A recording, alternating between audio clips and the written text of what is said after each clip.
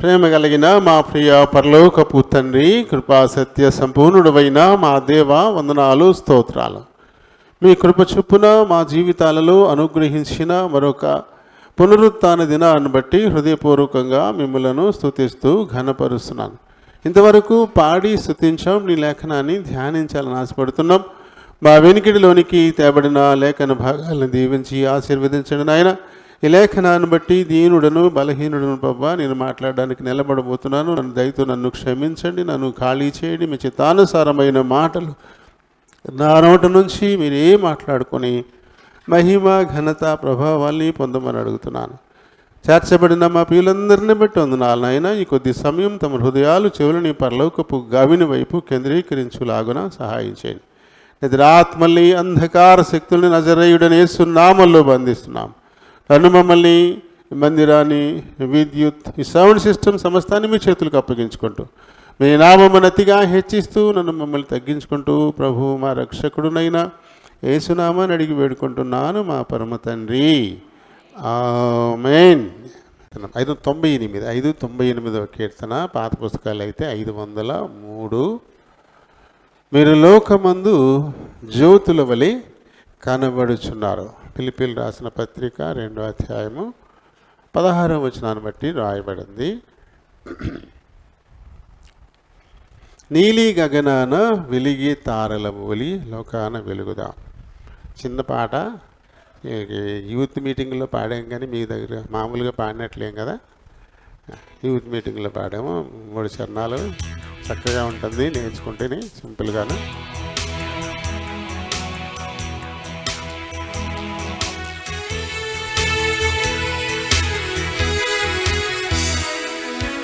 నీలి గగనాన వెలుగి తారాల పోలిలో కాన వెలుగురా. నీలి గగనాన వెలుగి తారాల పోలిలో కాన వెలుగురా. మధుర స్వరంపు పక్షుల బోలి యేసునకే స్తుతి పాడుదాం. మధుర స్వరంపు పక్షుల బోలి యేసునకే స్తుతి పాడుదాం. పువ్వుల పరిమళంబులెల్ల తోటలో వ్యాపించునట్లుగా, పువ్వుల పరిమళంబులెల్లా తోటలో వ్యాపించునట్లుగా, ఉనికత్తుడా లోకమనేది తోటలో పరిమళం నింపును. ఉనికత్తుడా లోకమనేది తోటలో పరిమళం నింపును. నీలి గగనాన వెలుగే తారాల బోలిలో కాన వెలుగురా. మధుర స్వరంపు పక్షుల బోలి యేసునకే స్తుతి పాడురా. చంద్ర సూర్యులు ప్రకాశమివ్వా అంధకారము పాయమౌ. చంద్ర సూర్యులు ప్రకాశమివ్వా అంధకారము మాయమౌ. నీదు జీవిత తేజంబు వెల్గను పాపాంధకారము పోదు. నీదు జీవిత తేజంబు వెల్గను పాపాంధకారము పోదు. నీలి గగనాన వెలుగే తారాల పోలిలో కాన వెలుగురా. మధుర స్వరంపు పక్షుల పోలి యేసునకే స్తుతి స్తుతి పాడుదా. దీపమున తైలమున్నంత కాలం దీపమునందున్న ఒత్తి మందు దీపమున తైలమున్నంత కాలం దీపమునందున్న ఒత్తి మందు ఈ పృథివీలోన జీవించు కాలం వ్యాపింపచేయుము యేసునామం. ఈ పృథివీలోన జీవించు కాలం వ్యాపింపచేయుము యేసునామం.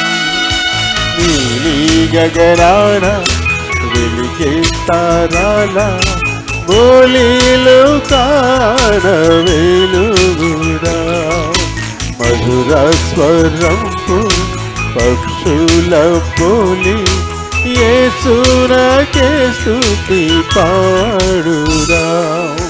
నీలి గగనాన వెలుగే తారాల పోలీలో కాణ వెలుగురా.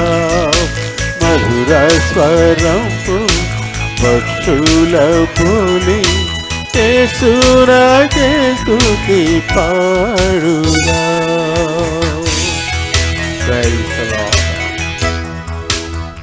చిన్న పాటగా చక్కగా ఉంది కదా, బాగుందంటారా? చాలా చిన్న పాట చక్కగా ఉంటుంది. ఎందుకంటే అంత జోష్గా ఉంది.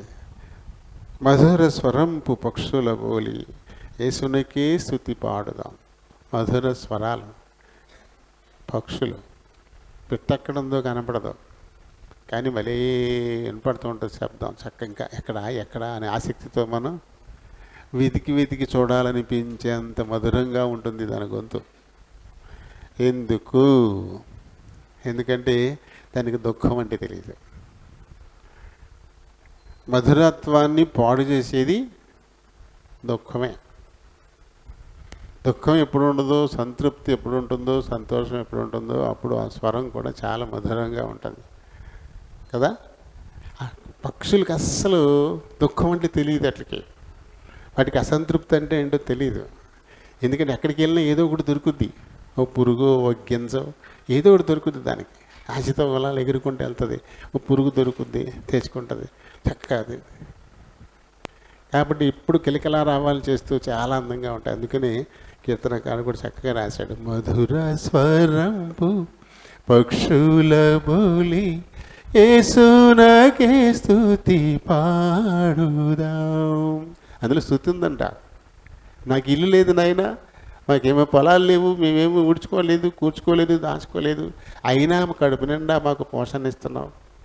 మాకు భద్రత లేదు, అయినా తుఫాన్లు వచ్చినా సరే మమ్మల్ని సురక్షితంగా ఉంచుతున్నాం అంటూ అవి గిలకలా రావాలు చేసుకుంటూ తిరుగుతాయంట అందంగా. అందుకే వాటిలాగానే మనం కూడా యేసుకే స్తుతి పాడుదామంటూ ఆ కీర్తన చాలా చక్కగా ఉంటుంది కదా. నేర్చుకోండి, చిన్న పాట పాడే కొద్దీ పాడుకోవాలనిపిస్తుంది. ఆ సంగీతం కొంచెం బాగా చేశారు దానికి. అయితే అలాగా పాడుకుంటే చాలా మనకి మధురంగా, అందులో మధురాన్ని కనపడుతుంది. ఏదైనా తింటేనే కదా రుచి తెలిసేది, వింటేనే కదా విషయం తెలిసేది. దేవుని సన్నిధికి వచ్చి కూడా వినకుండా వాళ్ళతో వీళ్ళతో కబుర్లు వేసుకున్నా, వాళ్ళు గోకి వీళ్ళని గోకి వినకుండా ఉంటే ఏం తెలుస్తుంది మనకి? ప్రసంగం దేవుడి మాటలు ఏమి బాగో, అస్సలు ఏమి బాగో, టేస్ట్ ఉండదు. బయటికి వెళ్ళిన తర్వాత ఏం బాగోలేదా? నువ్వు తింటే కదా. తినకుండానే బాగోలేదని వాళ్ళు ఏమంటారు? చెప్పండి, ఏమంటారు? తినకుండానే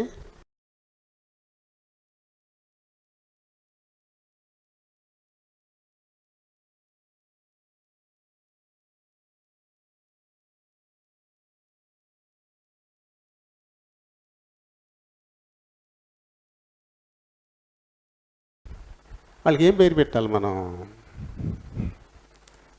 చెప్పుకోవాలి. మరి వినని వాళ్ళు మీకు మీరే ఆ పేరు పెట్టుకోండి. దేవుని సన్నిధికి వచ్చినారు. ఈరోజు దేవుడు నాతో ఏం మాట్లాడతాడు, నాకేం చెప్తాడు?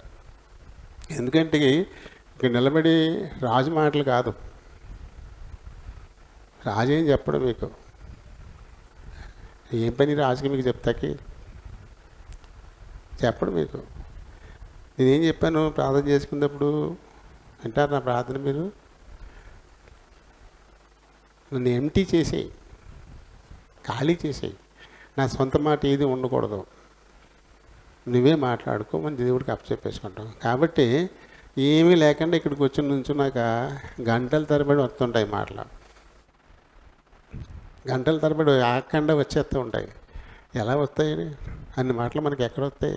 ఎవరైనా ఫోన్ చేస్తే నాకు అవసరమైన మాట ఒక్క మాటమే మాట్లాడతాను, తర్వాత మాటలు రావు నీకు. ఫోన్ చేస్తే ఎక్కువసేపు మాట్లాడేది ఏమి ఉండదు, అవతల వాళ్ళ విషయం ఏమైనా వాళ్ళు చెప్తూ ఉంటే వింటాను తప్ప నేను మాట్లాడడానికి ఏమి ఉండదు. అలాగే గణపవరం ఏదైనా పని మీద వెళ్ళాను అనుకోండి, ఆ పని ఒకటే కనపడుతుంది, ఆ పని చూసుకుని మళ్ళీ వెంటనే వచ్చేస్తాను, మళ్ళీ ఎక్కడ ఆగను. ఆ పని ఏ పనికి మీద వెళ్ళానో ఆ పని మట్టుకు చేసుకుని అయిపోగానే మళ్ళీ వెనక్కి తిరిగేస్తాను. గణపవరంలో 3 మంది ఉంటారు తెలిసినాడు. ఏ షాప్ కాడికి వెళ్ళినా సార్ సార్ రండి రండి అంటారు. అందరూ తెలిసిన వాళ్ళే. 9 ఏళ్ళు పనిచేశాను గణపవరంలో. గణపవరంలోనే 9 సంవత్సరాలు పనిచేశాను. ఇక చాలామంది షాపులోళ్ళు హై స్కూలు ఇంటర్మీడియట్ గణపవరమే కాబట్టి నా క్లాస్మేట్స్ ఉన్నారు షాపులోళ్ళు చాలామంది.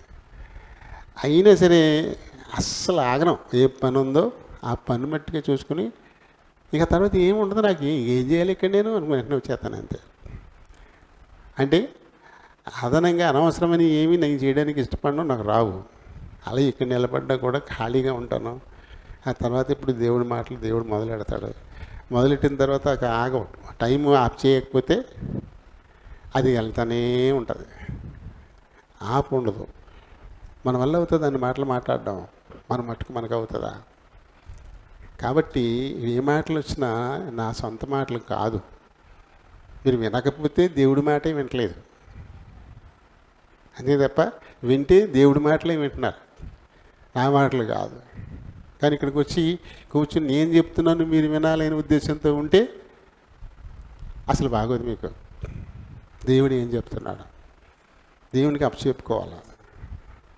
నా హృదయం, నా చెవులు, నా కళ్ళు ఇవన్నీ నీ స్వాధీనంలోకి తెచ్చుకోండి అని చెప్పి దేవుడికి అప్పచెప్పుకోవాలి. ప్రసంగానికి వెళ్ళే ముందు మనం ఎప్పుడైతే ప్రార్థన చేసుకుంటామో అప్పుడు అందరూ దేవునికి అప్పచెప్పేసుకోవాలి. ఆ కమిట్మెంట్ కావాలి మనకి. కమిట్మెంట్ లేకపోతే ఏది రాదు, మనకి ఏది రాదు, ఏది నచ్చదు కూడా కదా. ఓకే, ఇప్పుడు మనం ఆదికాండంలో 30వ అధ్యాయంలో 25 నుంచి 43 వరకు మనం చదువుకున్నాం. ఈ సందర్భం ఎక్కడిది మీకు ఏమైనా గుర్తొచ్చిందా చదివినప్పుడు? ఎందుకంటే మనం చిమించిగా అన్నీ చాలాసార్లు వినేసి ఉంటాం. విన్న విషయాలే మళ్ళీ మళ్ళీ వస్తాయి. క్రమక్రమంగా మీరు నాకు ఒక ధైర్యాన్ని ఇస్తున్నారు.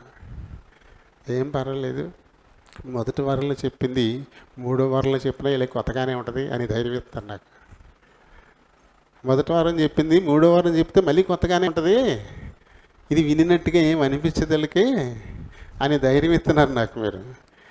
మాస్టర్ని కాబట్టి చెప్పేసిన పాఠం మళ్ళీ చెప్పకుండా కొత్త పాఠాలు చెప్తుంటాను బళ్ళు.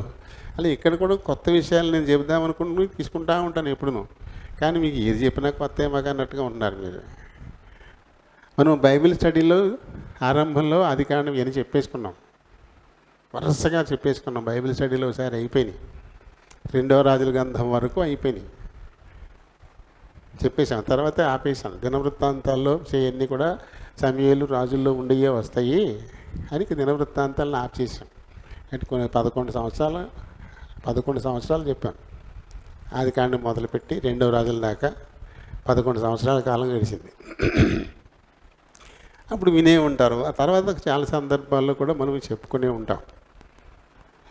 యాకోబు అన్న అయినటువంటి ఏశావు ఆశీర్వాదాలని తండ్రిని మోసం చేసి తీసుకున్న తర్వాత ఏశావేమో అన్న మీద, తమ్ముడి మీద పగబట్టాడు. నా ఆశీర్వాదాలు, నా జ్యేష్ఠత్వాన్ని తిండిటి కొట్టేశాడు, నన్ను మోసం చేసి నా ఆశీర్వాదాలు కొట్టేశాడు, నా అన్న ముసలాడు అయిపోయాడు, ఇవాళ రేపు చచ్చిపోతాడు, ఆ కార్యక్రమాలు అయిపోయిన తర్వాత వీడి సంగతి నేను చూస్తాను అని ఏశావు అనడం అమ్మ రెబ్బకమ్మ వినేసి, అయ్యయ్యో నా చిన్న కొడుకుని చంపేసేలా ఉన్నాడు వీడు, కాబట్టి ఈయన ఇక్కడ ఉండకుండా పంపించేసేయాలి అని చెప్పి మళ్ళీ నర్మగర్భంగా ఇస్సాకుతో మాట్లాడింది. ఇప్పటికీ ఈ పెద్దోడు ఈ అన్యుల పిల్లల్ని చేసుకుని మనల్ని బాధ పెడుతున్నాడు, వీడు కూడా అన్యుల పిల్లల్ని చేసుకుని ఇంకా మనల్ని బాధ పెట్టాలా, కాబట్టి నువ్వు పని చేద్దాం, మా అన్న దగ్గరికి పంపించేద్దాం, అప్పుడు మా అన్న కూతుర్ని ఎవరో పెళ్లి చేసుకుంటాడు వీడు అని చెప్పింది. కానీ ఏశావు పగబట్టాడు, యాకోబుని చంపుతానంటున్నాడు, ఇలాగేం చెప్పలేదు ఆవిడ.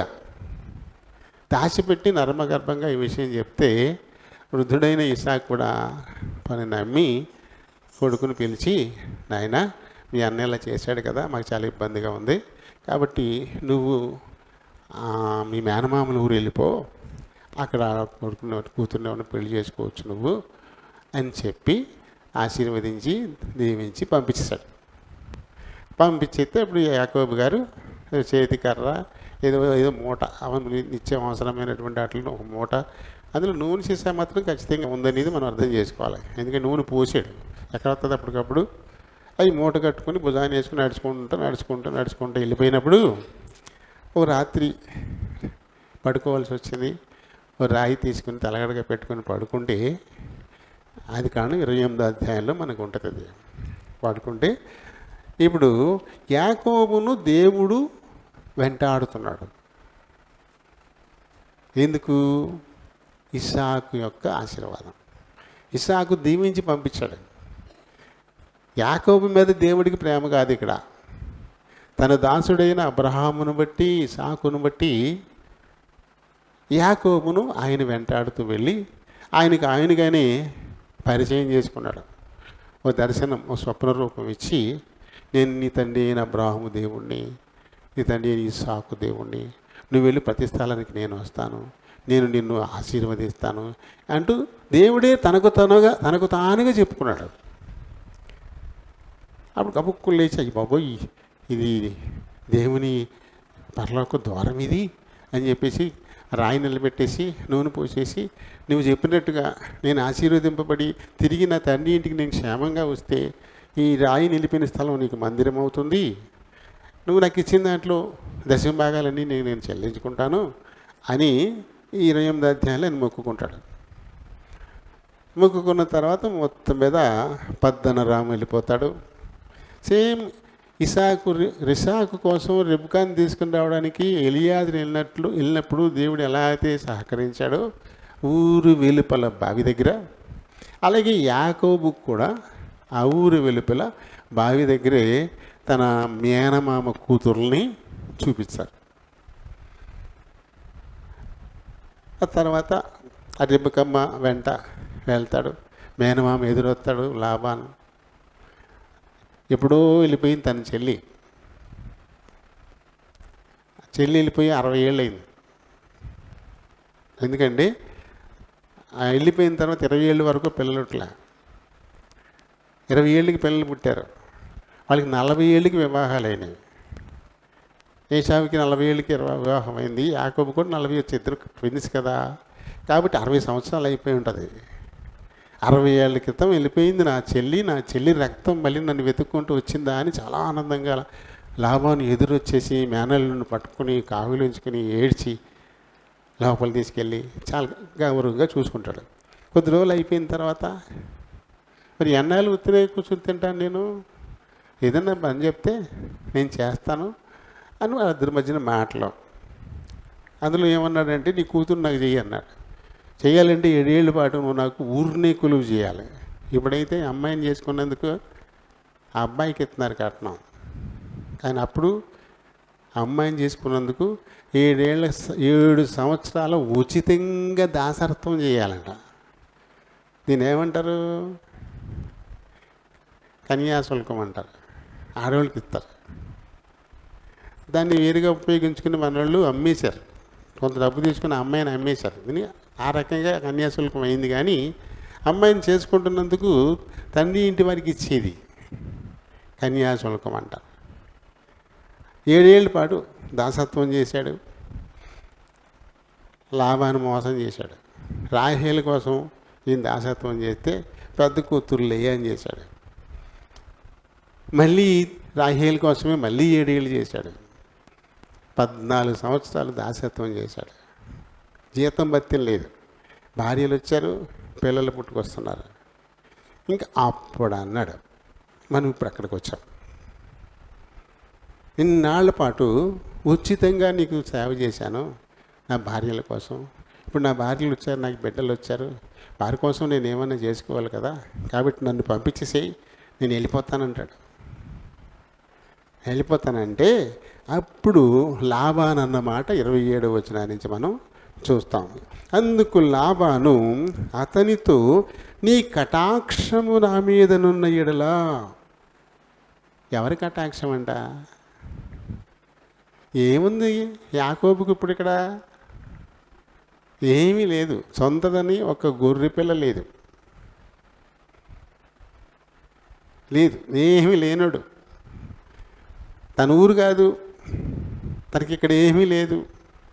కానీ లాబాను అక్కడ రాజు లాంటోడు. వేల కొలది మందలు ఉన్నాయి ఆయనకి, కొడుకులు. చాలా పెద్ద స్థితి లాబాంది. బెతీయేలు లాబాను కుటుంబం చాలా పెద్ద కుటుంబం, బాగా ఐశ్వర్యవంతుల కుటుంబం. అన్నున్నటువంటి వాడు ఏమీ లేని యాకోబుని, నీ దయ నా మీద, నీ దయ నా మీద. ఎందుకలా? తనే కారణం చెప్తున్నాడు. ఎందుకో ఏంటంట, నిన్ను బట్టి యెహోవా నన్ను ఆశీర్వదించెను అంటాడు. నిన్ను బట్టి, దేవుని బిడ్డలను బట్టి అన్యులు ఆశీర్వదింపబడతారు, ఇతరులు ఆశీర్వదింపబడతారు. దేవుని పిల్లలు ఎప్పుడు కూడా ఎలా ఉండాలా? వారికి మాత్రమే ఆశీర్వాదం కావాలని కోరుకోవడం కాదు, నన్ను బట్టి నా చుట్టూ ఉన్న వారిని అందరినీ కూడా దీవించిన ఆయన అని అడగాలి. లాబాను అన్యుడు ఆ విషయాన్ని గుర్తించాడంట, శకునం వేసుకుని తెలుసుకున్నాడంట. ఓరు బాబు, నీ మందలు ఇంత బాగా పెరుగుతున్నాయి, ఇంత వృద్ధి వస్తుందంటే ఎవరి వల్ల అనుకుంటున్నావు? నీ అల్లుడు వల్ల, నీ అల్లుడు దేవుడు వల్ల నీకు ఇదంతా కలిగింది, కానీ అది నీ గొప్పతనం కాదు అని శకునం చూసి చెప్పారంట ఆయనకి. అందుకని బాబు నువ్వు వెళ్ళొద్దు, నువ్వు ఇక్కడే ఉండాలా, నువ్వు ఈ కాలు ఇక్కడ పెట్టినందువల్ల దేవుడు నన్ను, నా కుటుంబాన్ని చాలా ఆశీర్వదించాడు, కాబట్టి నీ కటాక్షం నా మీద ఉంచు. శకునం చూసి తెలుసుకున్నాను. ఇప్పుడు నీకు ఎంత జీతం కావాలో చెప్పు. ఇప్పుడు దాకా జీతం లేకుండా పనిచేసావు, నిజమే. 7 ఏళ్ళ పాటు పెద్ద కూతురు కోసం అని 7 ఏళ్ళ కోసం, 7 ఏళ్ళు 14 ఏళ్ళు మొత్తం మీద పెద్ద చిన్న రాహేల్ కోసమే చేశాడు. ముందు 7 ఏళ్ళు రాహేల్ కోసమే చేశాడు, మోసపోయాడు. తర్వాత 7 ఏళ్ళు రాహేల్ కోసమే చేశాడు, లేయ కోసం ఏమి చేయలే ఒక సంవత్సరం కూడా. టోటల్గా 14 సంవత్సరాలు రాహేల్ కోసమే చేశాడు. ఇంతవరకు జీతభత్యం లేకుండా చేసావు, రైటే, నిజమే. ఇప్పుడు చెప్పు నీకేం కావాలో జీతం, నేను ఇస్తాను కదా. నువ్వు మట్టుకు వెళ్ళడానికి లేదు, నువ్వు మట్టుకు నన్ను వదిలిపెట్టి వెళ్ళడానికి లేదు. నిన్ను బట్టి దేవుడు నన్ను ఆశీర్వదించాడు, నిన్ను బట్టి. ఒక కర్ర భుజాన్ని వేసుకుని వచ్చాడు, ఏమీ లేదు, రిక్త హస్తాలతో వచ్చినటువంటి యాకోబు ఓ పొరుగురుడు. ఇక్కడ తనకంటూ ఏమీ లేదు, కానీ అతనితో ఉన్నదేంటి? తండ్రి ఇచ్చిన ఆశీర్వాదం, దాంతోపాటు వెంటనే దేవుడిచ్చిన ఆశీర్వాదం. అది 28వ అధ్యాయంలో ఉన్న ఆశీర్వాదం. చదువుదాం అది ఒకసారి మనం. చూడండి, 15వ వచనం నుంచి మనం చూడొచ్చు. ఇంకా పైనుంచి కూడా ఉంది. అయితే ఇదిగో నేను నీకు తోడయుండి నీవు వెళ్ళు ప్రతి స్థలమందు నిన్ను కాపాడుచు ఈ దేశమునకు నిన్ను మరలా రప్పించదను అని చెప్పాడు. అది పైన అయితే ఆశీర్వాదాలు మనకు కనపడతాయి బాగానే. ఏమంటాడంటే ఈయన, నీవు పండుకొని ఉన్న ఈ భూమిని నీకును నీ సంతానమునకును ఇచ్చేదను, నీ సంతానము భూమి మీద లెక్కకు ఇసుక రేణు వలెను. నీవు పడమటి తట్టును, తూర్పు తట్టును, ఉత్తరపు తట్టును, దక్షిణపు తట్టును వ్యాపించదవు. భూమి యొక్క వంశములన్నీయు నీ మూలముగాను నీ సంతానము మూలముగాను ఆశీర్వదించును. అందుకే ఆశీర్వదింపబడును అని దేవుడిచ్చిన ఆశీర్వాదం యొక్క ప్రథమ ఫలం ఏంటి? లాభాన్ని దీవించబడ్డా. ఆ ఆశీర్వాదం దాని యొక్క ప్రథమ ఫలం, మొట్టమొదటి ఫలం ఏంటి? లాభాన్ని ఆశీర్వదింపబడ్డమే మొట్టమొదటి. ఆ విషయం తనే చెప్తున్నాడు. నిన్ను బట్టే అక్కడ దేవుడు ఏదైతే ఆశీర్వాదం మరి యాకోబుకి ఇచ్చాడో దాని ప్రథమ ఫలంగా లాభాన తన నోటంటే ఆ మాటలు మాట్లాడుతున్నాడు. నిన్ను బట్టి ఆశీర్వదించాడు. నువ్వు మాత్రం వెళ్ళొద్దు, నీకేం జీతం కావాలో చెప్పు, అది నేను నీకు ఇస్తాను. అంటే దేవుని బిడ్డలను బట్టి దేవుడు అన్యుల్ని ఆశీర్వదిస్తాడు. దేవుని ఆశీర్వాదం వల్లే సామెతలు 8:21 చదువుదాం.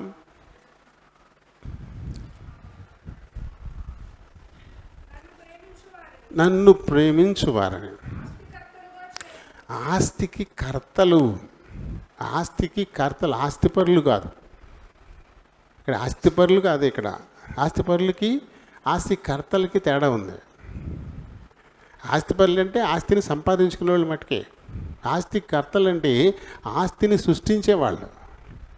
అనేకులు ఆస్తిపరులు అవుతారు వారి వల్ల. ఒక ఆస్తికర్త వల్ల ఆస్తికి సృష్టికర్తలు అనమాట. సంపదను వాళ్ళు పుట్టిస్తారు. అంటే ఒక పరిశ్రమ పెట్టాడు అనుకోండి, ఆ పరిశ్రమ ద్వారా ఎన్నో కుటుంబాలు ఆస్తి సంపాదించుకుంటాయి. అప్పుడు ఆ పరిశ్రమను పెట్టినటువంటి అతను ఎవరు? ఆస్తికి కర్త. దేవుడు ఏమంటాడు? ఎవరైతే ఆయన్ని ప్రేమిస్తారో అలాంటి వారిని కేవలం ఆస్తిపరులను కాదు చేయడం, ఆస్తికి వారిని కర్తలను చేస్తాడు. వారి వల్ల అనేకులు ఆస్తిపరులు అవుతారు. వారి వల్ల అనేకులు దీవించబడతారు. ఇప్పుడు ఇక్కడ యాకోబు ఆస్తికి కర్త. తనను బట్టి లాభాను ఆస్తిపరుడు అవుతున్నాడు. ప్రస్తుతానికి యాకోబుకి అయితే ఏమీ లేదు. కానీ అన్నిటికంటే శ్రేష్టమైంది ఉంది. అదే దేవుని ఆశీర్వాదం. సామెతలు 10:22 యెహోవా ఆశీర్వాదం ఐశ్వర్యం ఇస్తుంది. మనం ఐశ్వర్యవంతులు అవడానికి కారణం ఏంటంట? దేవుని ఆశీర్వాదం అంట. ఆయన ఆశీర్వాదం మనకుంటే చాలు, మనం ఐశ్వర్యవంతులం అయిపోతామంట. ఆశీర్వాదం మనకుంటే చాలు. తర్వాత లైను, నరుల కష్టం చేత అది ఎక్కువ కాదు. నరులు కష్టపడి ఏమి సంపాదించుకోలేరు దాన్ని. అది దేవుని ఆశీర్వాదం వల్లే వస్తుంది. అంతే తప్ప మనుషులు అటు వెళ్ళిపోనన్న ఆనందానికి వెళ్ళిపో. మనుషులు కష్టపడి దాన్ని ఏం సంపాదించుకోలేరు. అది దేవుని ఆశీర్వాదం. ఇప్పుడు యాకోబుకి దేవుని ఆశీర్వాదం ఇది. తన ఆశీర్వాదం లాభాను ఐశ్వర్యవంతుడు చేస్తుంది. దేవుడే చెప్పాడు కదా, భూమి యొక్క సమస్త జనులు కూడా నిన్ను బట్టి ఆశీర్వదింపబడతారు. ప్రథమ ఫలంగా ఆశీర్వదింపబడిన వాడు లాభాను. తన నోటితో తనే ఈ సాక్ష్యాన్ని చెప్తున్నాడు. బాబు నన్ను వెళ్ళిపోకరు అయినా మేనల్డ్ కదా, వద్దు నన్ను వెళ్ళిపోకుండా ఆయన నిన్ను బట్టి నన్ను ఆశీర్వదించాడు బాబు. నీ దేవుడు నీ శకుని చూసి తెలుసుకున్నాను. నిన్ను బట్టి నన్ను ఇంత గొప్పవాడు చేశాడు. బాబా వెళ్ళకే ఇప్పుడు చెప్పు, నీకు ఎంత జీతం కావాలి నేను ఇస్తాను. అడుగు, నీకు జీతం ఏం కావాలి నేను ఇస్తాను అని బతిమాలుకుంటున్నాడు. లాబాను యాకోబుని బతిమాలుతా ఉన్నాడు. ఏముంది యాకోబు దగ్గర? పొరుగురుడు, తనకు ఒక గొర్రె పిల్ల కూడా సొంతంగా లేదు.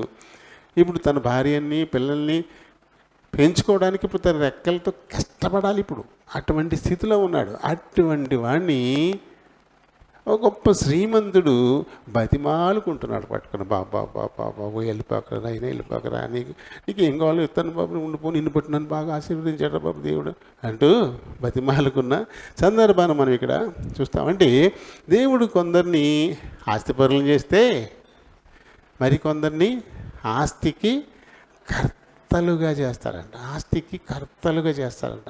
అది సామెతలు 22:4 కూడా చదువుదాం. యెహోవా యందు భయభక్తులు కలిగి ఉండుట వినయమునకు ప్రతిఫలము, ఐశ్వర్యము, ఘనత, జీవము యెహోవా యందు భయభక్తుల వలన కలుగుతాయంట. యెహోవా యందు భయభక్తుల వల్ల మనకి కలిగే ఏమిటంట? ఐశ్వర్యం కలుగుతుంది, ఘనత కలుగుతుంది, జీవం కూడా. మనం ఈ లోకల సంబంధంగా ఐశ్వర్యాన్ని కోరుకుంటాం, పరలోక సంబంధంగా జీవాన్ని కోరుకుంటాం. ఈ రెండు కూడా దేవుని యందు భయభక్తులు కలిగి ఉండడం వల్లే మనం పొందుకుంటాం, సంపాదించుకుంటామని ఆ జ్ఞాని అయిన సొలొమోను చెప్పాడు కదా. అంటే దేవుడు కొందరిని ఆస్తికి కర్తలుగా చేస్తే, కొందరిని బట్టి కొన్ని కుటుంబాలను, దేశాలను కూడా ఆశీర్వదించిన పరిస్థితి. కుటుంబాలు, దేశాలు కూడా. అంటే యాకోబును బట్టి ఇప్పుడు లాబానును ఆశీర్వదించినటువంటి సందర్భాన్ని మనం ఇక్కడ చూస్తూ ఉన్నాం కదా. ఇప్పుడు లాబాను, నువ్వు ఉండు, నీకు జీతం ఇస్తాను, కానీ లోపల వేరే ఉద్దేశం ఉంది. నేను ఎదగనిస్తానా? ఎదిగితే నువ్వు ఖచ్చితంగా వెళ్ళిపోతావు, కాబట్టి నిన్ను మాత్రం ఎదగనివ్వను నేను. నువ్వు ఇలానే ఉండాలా, ఎప్పటికీ నా దగ్గరే ఉండాలా, నాకు నువ్వు దాసత్వం చేస్తానే ఉండాలా, అలాంటి ఒక కోరిక తన లోపల ఉండిపోయి. చూడండి, సొంత రక్త సంబంధి, చెల్లి కొడుకు అయినా సరే లాబాను ఎలా అంటే ఈ లోకం ఎలా ఉంటుందో దానికి ప్రతీకగా నిలబెడతా ఉన్నాడు. లోకానికి స్వార్థం తప్ప బంధాలు, అనుబంధాలు అక్కర్లేదు. అవి కావలసిన వాళ్ళు అరుదుగా ఉంటారు, లేని వాళ్ళే విస్తారంగా ఉంటారు. అందుకే కదా పెళ్ళి అయ్యి అవగానే కన్న తల్లిదండ్రులను వదిలేసి వెళ్ళిపోతున్నారు. ఇంకా వాళ్ళ ఉపయోగం లేదంటే తీసుకెళ్ళి వృద్ధాశ్రమంలో పాడేస్తున్నారు, లేకపోతే పని చేసుకుంటున్నారు. అన్ని సంవత్సరాలుగా వాళ్ళు కలిసి బతికి మిమ్మల్ని పిల్లల్ని కానీ పెద్ద చేసే మంచి భవిష్యత్తు ఇస్తే, అరే అన్నయ్య నాన్న నేను దగ్గర ఉంచుకో, అమ్మ నేను తీసిపోతాను. వాళ్ళిద్దరిని దేవుడు జతపరిచిన వాడిని మనుషుడు వేరు చేయకూడదు. కానీ ఏం చేస్తున్నారు? విడగొట్టేస్తున్నారు అంతే. అమ్మ నాన్నని చూడలేడా కొడుకు? వాళ్ళని పంచుకుంటారా? కొడుకుల్ని, పిల్లల్ని ఎవరన్నా పంచుకుని పెంచారా? తల్లిదండ్రులు పంచుకుని పెంచారా? వాళ్ళందరూ సమానంగానే పెంచారు. అందరికీ కడుపు కట్టుకుని పెట్టారు. చిరిగిపోయిన బట్టలు వేసుకుని వాళ్ళకి మంచి బట్టలు పెట్టారు. వాళ్ళకి మేము తినకపోయినా మంచి స్కూల్లో చదువుకోవాలని చదివిస్తారు. నా కొడుకు అమెరికా వెళ్ళాలనుకుంటారు. ఇలాంటి ఎన్నెన్నో కోరికలు కడుపు కట్టుకుని ఇవన్నీ చేస్తుంటే ఏం చేస్తున్నారు ఈ పిల్లలు? ఇటువంటి వాళ్ళు ఎక్కువ అయిపోయారు. నా సంపద ఉన్నా లేకపోయినా మా అమ్మ నాతో నేను ఉండాలా, వాళ్ళతో కలిసి పప్పు చోరేసుకు తిన్నా చాలు నాకు, వాళ్ళని మట్టుకు నేను వదిలిపెట్టి పోను అనే పిల్లలు ఉన్నారా? ఉన్నారా? లేరు. కారణం ఏంటి? స్వార్థం. అది అప్పటి నుంచి ఇప్పటికీ అదే స్వార్థం. సొంత చెల్లి కొడుకు 60 ఏళ్ళ తర్వాత ఆ చెల్లి ప్రతిరూపాన్ని చూసుకుంటూ ఉన్నాడు. అయినా సరే ఆ ప్రతిరూపాన్ని మోసం చేయడానికి సిద్ధంగా ఉన్నాడు. 7 ఏళ్ళు కొలువు చేసినప్పుడు, మరి అబ్బాయి నువ్వు పెద్దాని కోసం మాత్రమే చేస్తున్నావు, పెద్దాన్ని పెళ్ళి లేకుండా చిన్నదాన్ని చేయనని చెప్పాడా? ఆ చేయని అప్పుడు చూద్దాంలే అన్నాడు. 7 ఏళ్ళు అయిపోయిన తర్వాత చీకటి చాటున పెళ్ళి అయిపోయింది అబ్బాయి, ఇదిగా మీ ఆవిడని గదిలోకి దూరేసి తలిపేశాడు. ఇక మసక ఏం కనపడదు, ఎవరో తెలీదు. ఎందుకంటే అక్క చెల్లెలు అంటే ఇంచుమించుగా ఒకేలా ఉంటారు, పెద్ద తేడాలు ఉండవు, దగ్గర దగ్గర ఉంటాయి పొరుగులు. ఎక్కడో కానీ ఇంచుమించుగా ఒకేలా అనిపిస్తూ ఉంటారు, మాట కానీ అవన్నీ. చీకటి చాటున తెలీదు, సంసారం చేసేసాడు. తెల్లారి కళ్ళు నలుపుకుంటూ బయటకు వచ్చాడు. ఆయన వెనకాల ఈవిడ వస్తుంది గదిలోంచి. అయ్యో ఇది వస్తుందండి, ఇదేంటి రాహేల్ కోసం కదా నేను చేశాను, ఇదేంటి ఏమవుతుందండి అని చెప్పేసి మామ దగ్గరికి వెళ్ళిపోయి, తొండి నువ్వు ఇలా చేసావు, నేనేమో చిన్నదాని కోసం చేస్తే నువ్వు పెద్దాన్ని పంపించావు, మోసం చేసావు నువ్వు అన్నాడు. ఓడిపించాడా, వీళ్ళు ఒక్క తీరు తెలియదేంట్రా నీకా, పెద్దానికి పెళ్ళి లేకుండా చిన్నదానికి ఎలా చేస్తారా, సింపుల్ కొట్టేశాడు అంతే, చాలా సింపుల్గా. కానీ తను మోసమే చేశాడు, అతనికి ఆ సంగతి తెలిసినా సరే అలా చెప్పాడు. అని మళ్ళీ ఏమన్నాడు, సర్లే చందాన్ని ఇవ్వనన్నా ఏంటి, కావాలంటే ఇంకో 7 ఏళ్ళు చెయ్యి, అప్పుడు దాన్ని నీకు చేస్తా అన్నాడు. అంటే చూడండి, 7 ఏళ్ళు అక్రమంగా సేవ చేయించుకున్నాడు. అది యాకోబు ఇష్టంగా చేసింది కాదు, 7 ఏళ్ళే తను ఇష్టంగా చేసింది. 7 ఏళ్ళు మటుకు అక్రమంగానే ఎవరితో చేయించుకున్నాడు, తన రక్తం, తన సొంత చెల్లి కొడుకు. చూసారా మోసం. ఇంకా తల్లిదండ్రులు ఏంటేసి వాడికి చెల్లెళ్ళు అక్కడో సరిపోతారా, వీళ్ళు కనపడతారా, కానీ పెంచి పెద్ద చేసి భవిష్యత్తు ఇచ్చిన తల్లిదండ్రులే ఆస్తి పంచివ్వలేదని నిద్రవుతున్న తండ్రిని తలకాయ పగలగొట్టి చంపేసిన వాళ్ళు ఉన్నారు. చూస్తూ ఉన్నాం వార్తల్లో, ఎంత దుర్మార్గంగా తయారైపోయారంటే మనుషులు. అయితే దీని ప్రతిఫలాన్ని తప్పకుండా వాళ్ళు పొందుతారు. దేవుడు చూస్తున్నాడు కదా, ఆయన అన్యాయస్తుడా. మనుషులు అన్యాయంగా నీ తరపున సాక్ష్యం చెప్పొచ్చు, దేవుడు తెలియదా సత్యమేదో, లాభాన్ని చేస్తున్న మోసం దేవుడు తెలియదా. అయితే యాకోబు కూడా రుచి చూపిస్తున్నాడు దేవుడు. కారణం ఏంటి, తను మోసంతో బతకడం మొదలెట్టాడు. తన ఉద్దేశం మంచిదే అయినా మోసం చేసి సంపాదించుకున్నాడు. నేను జ్యేష్ఠుడు కావాలి అనేది అతని బలమైన కోరిక. ఎందుకంటే జ్యేష్ఠుడికి తండ్రి ఆశీర్వాదాలు ఇస్తాడు. జ్యేష్ఠుడికి ఆస్తి పంపకాల్లో కూడా 2 ఇస్తారు అప్పుడు. ఇప్పుడు లేదులే, ఇప్పుడు అందరికీ సమానం అంటున్నారు. కానీ ఆ రోజుల్లో పెద్దోడికి కొంచెం రెట్టింపు భాగం, అందరికంటే కొంచెం ఎక్కువ ఇస్తారనమాట. ఎందుకు, వాడు ఆల్రెడీ పెద్దోడు అయిపోయాడు, పిల్లవగానే వాళ్ళ తల్లిదండ్రులు విడిచిపెట్టి వీడిగా ఉంటారు, వాడికి భార్య పిల్లలు పెద్దోళ్ళు అయిపోతుంటారు, వాళ్ళకి పెళ్ళిళ్ళు చేయాలి కదా. వీళ్ళంటే ఇంకా తండ్రితోటే ఉన్నారు, ఇంకా వృద్ధి పరుగుది ఇప్పుడప్పుడే కాదు ఇలా అవసరం. అందు గురించి మొత్తం మీద జ్యేష్ఠత్వం ఎవరికి వచ్చిందో వాడికి ఎక్కువ ఇచ్చేవారు అనమాట. అందుకే కూడా ఇస్సాకు పెద్దోడే దీవిస్తానన్నాడు. ఇవి నాకు కావాలి అని కోరుకున్నాడు. ఎప్పుడు కడుపులో ఉండగానే, తల్లి కడుపులో ఉండగానే నేనే చేస్తుండి అవ్వాలి, జ్యేష్ఠత్వపు ఆశీర్వాదాలు ఆ పాలి భాగం నాకే రావాలి ఆయన కోరుకుని ఏశావుతోటి ఫైటింగ్ చేశాడు. కడుపులో ఉండగానే ఫైటింగ్ చేశాడంట. అయితే ఇక కుదరలేదు, దేవుడు ఏశావనే బయటికి పంపించాడు, జ్యేష్ఠుని చేశాడు. అయినా సరే ఏం చేశాడు, నేను వదులుతానా, మన ఇద్దరి మధ్యన గ్యాప్ ఉంటాయి కదా, పెద్దోడు చిన్నోడు అంటకి గ్యాప్ లేకుండా నేను చేయనా అని చెప్పేసి ఆ ఏశావు బయటకు వస్తాడు, కాలట్టుకున్నాడంట. ఏశావు బయటకు వచ్చాడు, ఏశావుతో పాటు చెయ్యి వచ్చేసింది, ఏశావు కాలట్టుకునే చెయ్యి కూడా వచ్చేసిందంటే ఇద్దరు ఓసారి బయటకు వచ్చేసినట్టు లెక్క అనమాట. అది అప్పటి నుంచే తన పోరాటం, జ్యేష్ఠుడిని కావాలి అని.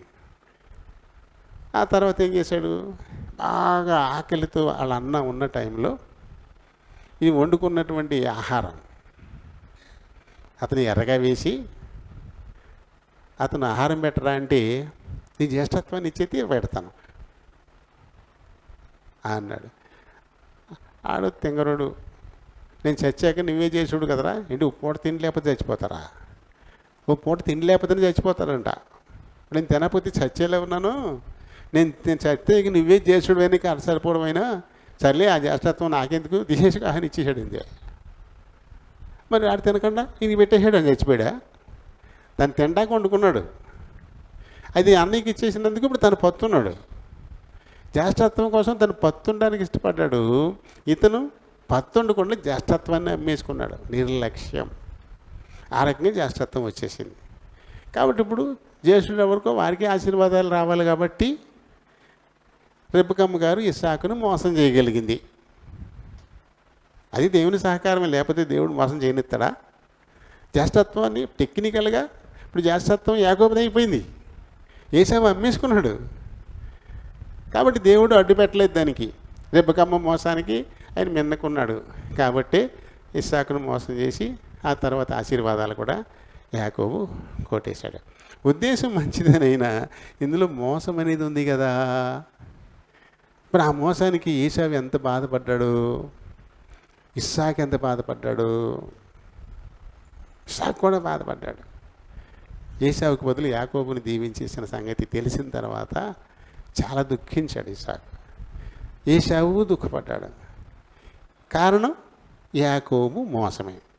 అందుకని దాన్ని రుచి చూపించాలని దేవుడు లాబానుకి అనుమతి ఇచ్చాడు.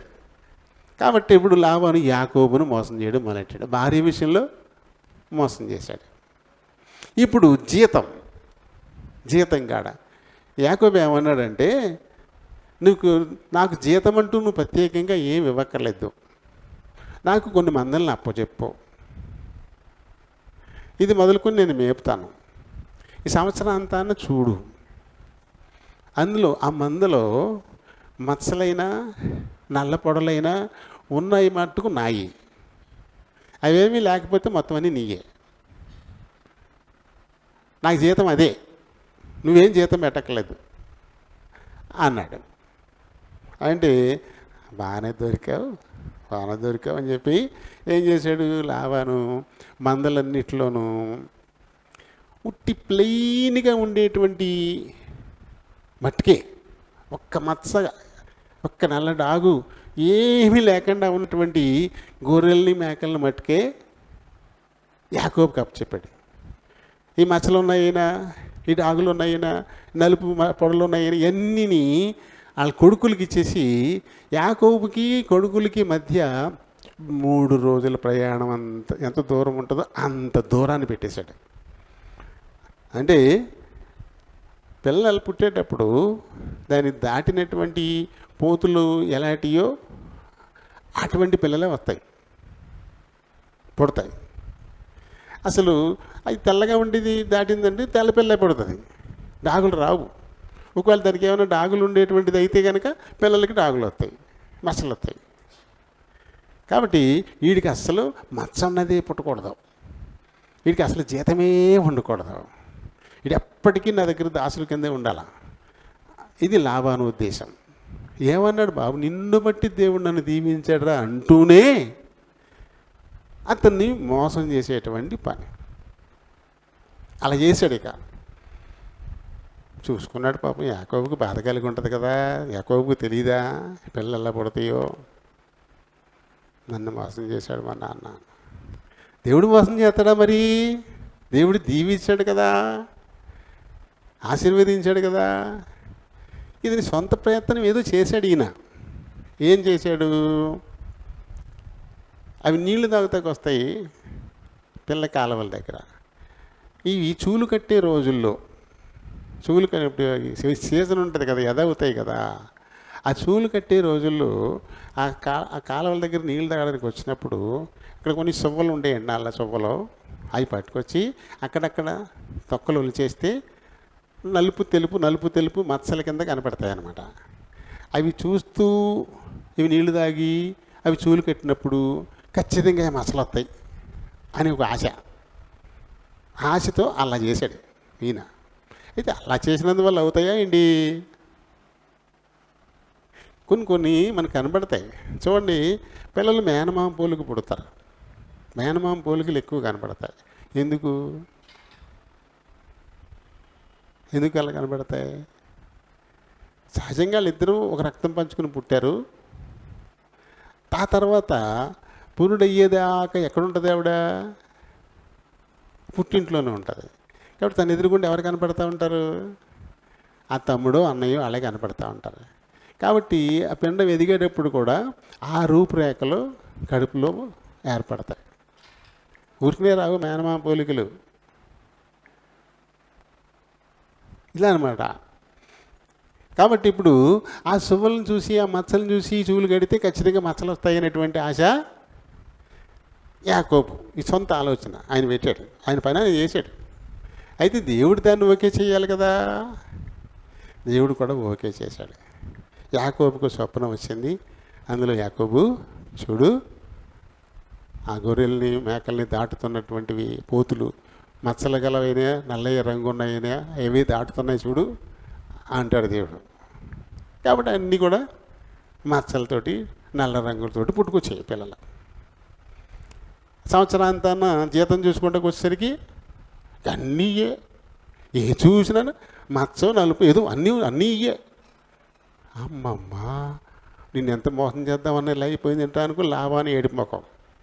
అయితే ఏం చేసేవాడు తెలివిగా యాకోబు, మేత దొరకకుండా ఎండిపోతాయి, డొక్కలు ఎండిపోతాయి చూడండి, బాగా బక్క అయిపోతాయి.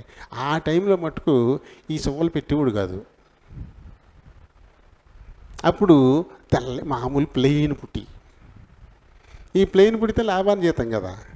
ఆహా భలే అన్నీ చూసుకుంటే ఇవన్నీ ఎండిపోయి బక్క ఇయ్యాలి రేపు చచ్చిపోయి అటువంటి పిల్లలుటి బలహీనమైనటువంటివన్నీ లాభాన్ని జీతం అయ్యాయి, లాభానికి లాభం అయ్యాయి. బలంగా ఉండేవన్నీ యాకోబుకి వచ్చేసింది. ఎవరి వల్ల? ఓ పక్కన యాకోబుకు మోసాన్ని చూపిస్తూనే ఇస్సాకు ఇచ్చినటువంటి ఆశీర్వాదాలని నెరవేరుస్తూ వచ్చాడు దేవుడు యాకోబుని. మీరు చదువుతారు, అవి చదవండి, చాలా ఆసక్తికరంగా ఉంటాయి. చక్కగా చదివితే మీరు చదవరు. 28 నుంచి వరుసగా చదవండి. 28 నుంచి మొదలవుతుంది అతని ప్రయాణం. బయట వెళ్ళి లాభాన్ని ఇంటికి వెళ్ళడం, లాభాన్ని చేత మోసగింపబడ్డం, అక్కడ లాభాన్ని జీతం విషయంలో మోసం చేయడం. 10 సార్లు మార్చాడంట జీతం ఏకంగా. అది కాదు ఇది కాదు అదని 10 సార్లు మార్చాడంట. ఎందుకంటే ఏది పెట్టినా ఇడికి వచ్చేస్తుంది, ఏది పెట్టినా ఇడికి లాభం వచ్చేస్తుందని చెప్పేసి మార్చేసేవాడంట. ఇదైతే లాభం వచ్చేస్తుంది ఇడికి, ఇలా కాదు ఇంకోటి అని చెప్పేసి ఇంకొకటి మార్చేసేవాడంట. ఆ 10 సార్లు ఏంటో ఇందులో రాయబడలేదు, కానీ యాకోబే అంటాడు మాట, నీ నాన్న నా జీతం 10 సార్లు మార్చేశాడు, నన్ను మోసం చేశాడు అని యాకోబు తన నోటితో తనే ఆ మాట అంటాడనమాట. మొత్తం మీద యాకోబును బట్టి లాబాను ఆశీర్వదింపబడ్డం అనేది జరిగింది. అలాగే దేవుడు ఇస్సాకు ఇచ్చిన ఆశీర్వాదాలు యాకోబు పట్ల దఖలపరచడం కూడా మొదలుపెట్టాడు కదా.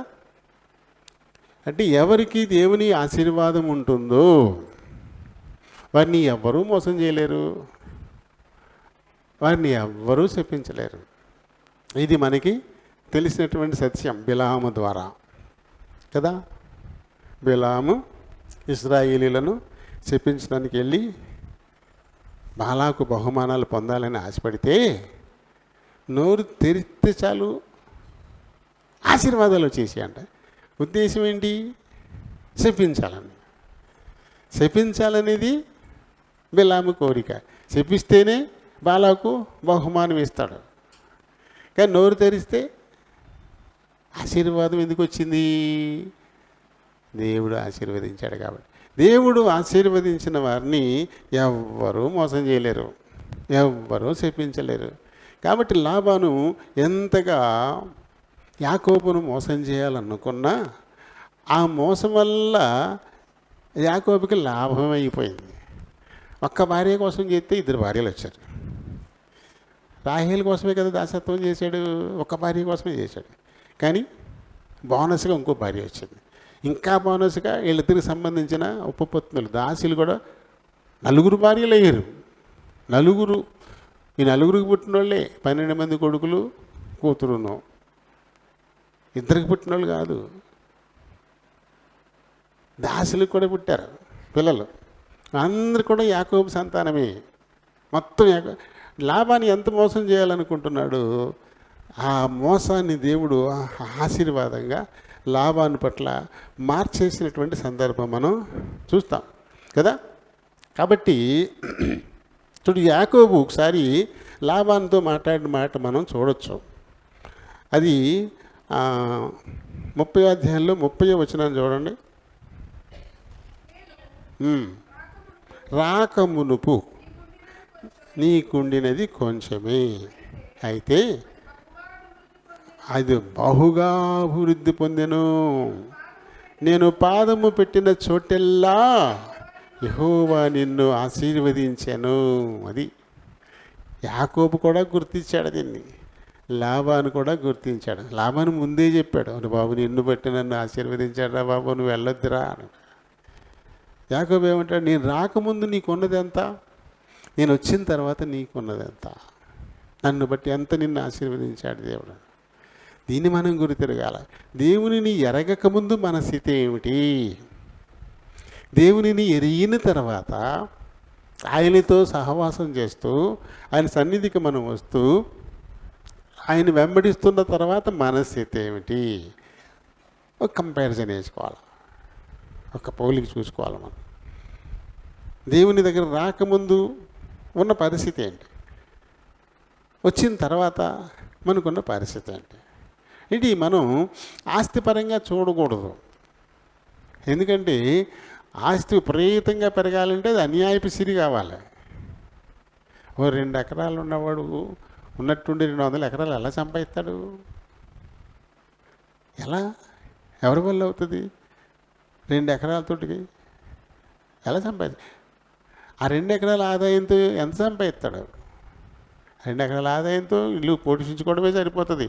ఒక అర ఎకరం కూడా కొనడం కష్టమైపోతుంది. అలాంటిది కొనేస్తాడు. ఎక్కడో అన్యాయం ఉందన్నమాట, అక్కడ అన్యాయపు సిరి ఉందన్నమాట అక్కడ. కాబట్టి భూ సంబంధంగా ఆస్తి విపరీతంగా పెరుగుతుందంటే ఆస్తితో పాటు వాళ్ళ పాపం, వాళ్ళ అన్యాయం, అక్రమం పెరుగుతుంది. దాని ఫలితం నరకమే. అలా కాకుండా దేవుని ఆశీర్వాదం వల్ల పెరిగితే అది కదా ఇహ పర ఆశీర్వాదం. అది ఏ లోకంలోనూ బాగుంటారు, ఈ లోకం విడిచిపెట్టిన తర్వాత కూడా బాగుంటారు. ఈ రకంగా మనం లెక్కేసుకోవాలి. దేవుని దగ్గర రాకముందు ఎంత సంపద మనం సంపాదించుకున్నా వాళ్ళకి సంతోషం ఉండదు, తృప్తి ఉండదు, నెమ్మది ఉండదు. కారణం రక్షణ లేదు. ఆత్మ రక్షణ లేక కుట్టుమిడి తాడుతూ ఉంటుంది. ఇవాళ రేపు ఈ ప్రాణం పోద్ది, నేను నరకానికే పోతాను కదా అని చెప్పి ఈ ఆత్మ ఎప్పుడు లోపల గుంజాటన్న దానికి, వీడు మారడా, వీడు బతుకు మార్చి కూడా ఏంటి నాకు ఈ పరిస్థితి, నన్ను ఎక్కడికి తీసుకెళ్దాం, కొట్టాడు, నన్ను నరకాన్ని తీసిపోయేలా ఉన్నాడు అని నిరంతరము ఆత్మ దుఃఖిస్తూనే ఉంటుంది. కాబట్టి వాళ్ళ జీవితాల్లో శాశ్వత తృప్తి ఉండదు. ఎంత ఆస్తున్నా సరే సంతోషము ఉండదు. బోళ్ళంత ఆస్తి ఉంటుంది, అవి వేళ్ళకి తినరు, వేళ్ళకి నిద్రపోరు, ఇచ్చిన భార్యతో సరిగా ఉండరు, పుట్టిన పిల్లల్ని చూడరు. ఎందుకు వచ్చిన బతికది? ఎవరి ప్రేమ సంపాదించుకుంటున్నాడు? డబ్బు డబ్బు డబ్బు అంటూ తిరుగుతాడు, భార్యను పట్టించుకోడు. ఈ భార్యకి భర్త మీద ప్రేమ ఉంటుందా? ఉంటుందా? అప్పుడు డబ్బుతో కాపురం చేయదు కదా, భర్తతో కదా కాపురం చేయాలి, భర్తతో కదా మాట్లాడాలి, భర్తతో కదా సంతోషంగా ఉండాలి. డబ్బుతో ఉంటుందా? డబ్బు ఇస్తుందా? భర్తలో డబ్బు తీరుతుందా?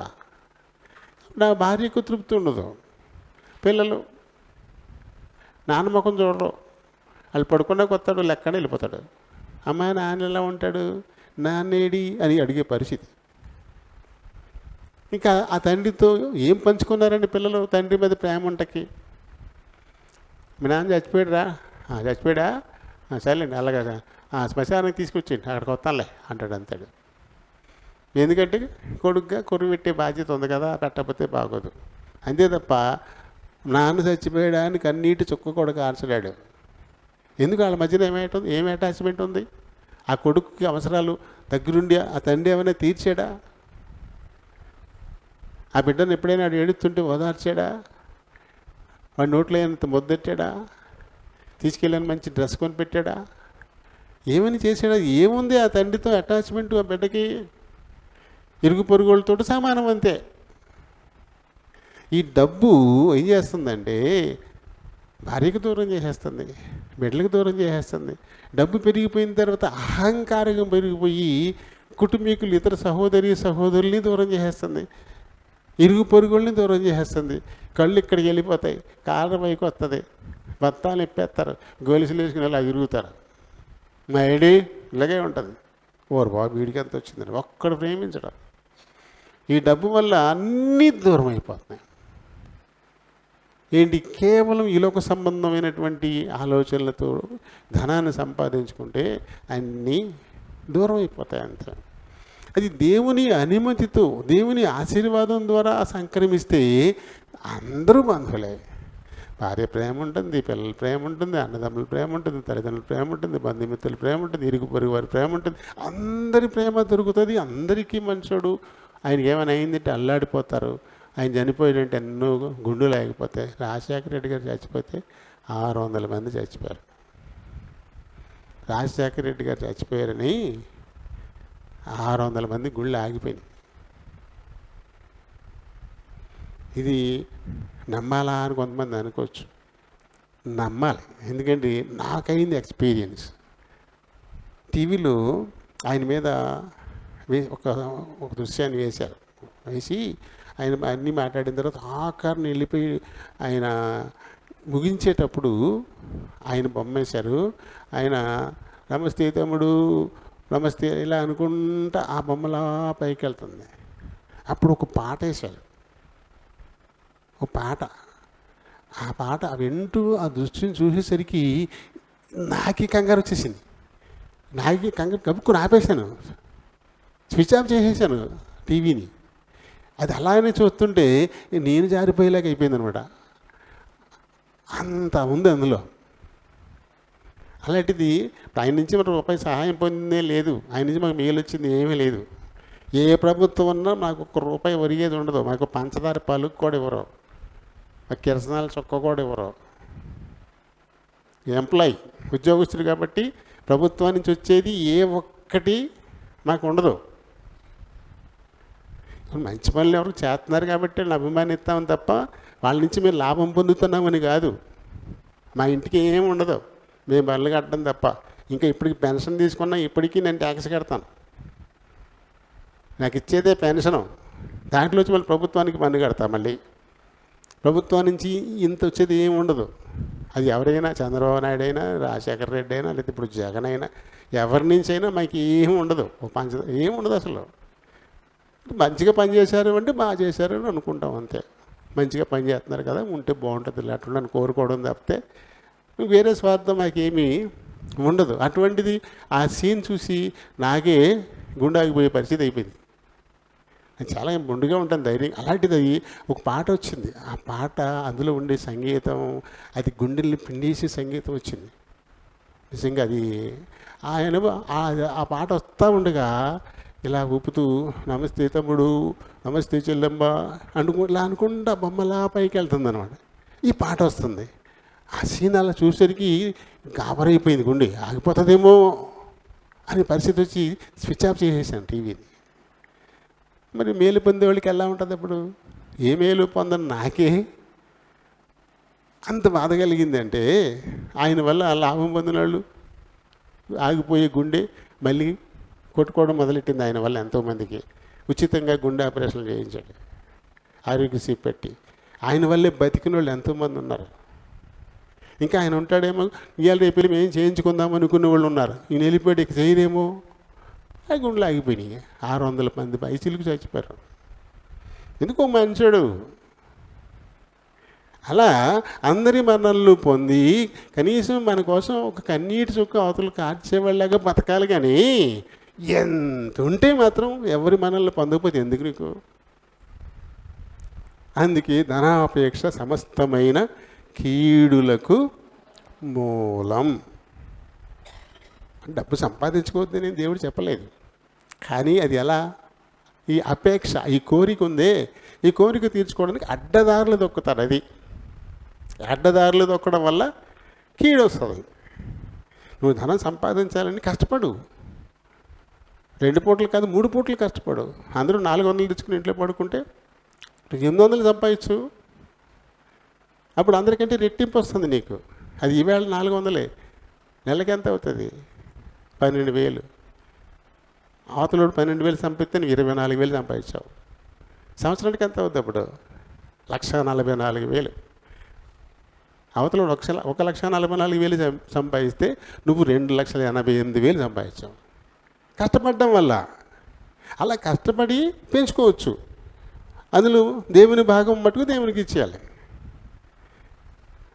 దశమ భాగం అనేది మంది కాదు, అసలు మంది కాదు. అది మనకు 20,000 జీతం వస్తుందంటే వాస్తవానికి నీకు వచ్చేది, నీకు చేతికి రావాల్సింది 18,000. ఎందుకంటే 2,000 నీది కాదు, దేవుడిది అది. కాబట్టి దేవుడికి వెళ్ళిపోవాలి, దేవుడికి మంది మనకి. అలా కాకుండా మొత్తం కొట్టయితే మళ్ళీ ఎలా ఆశీర్వాదం వస్తుంది? రాదు కదా.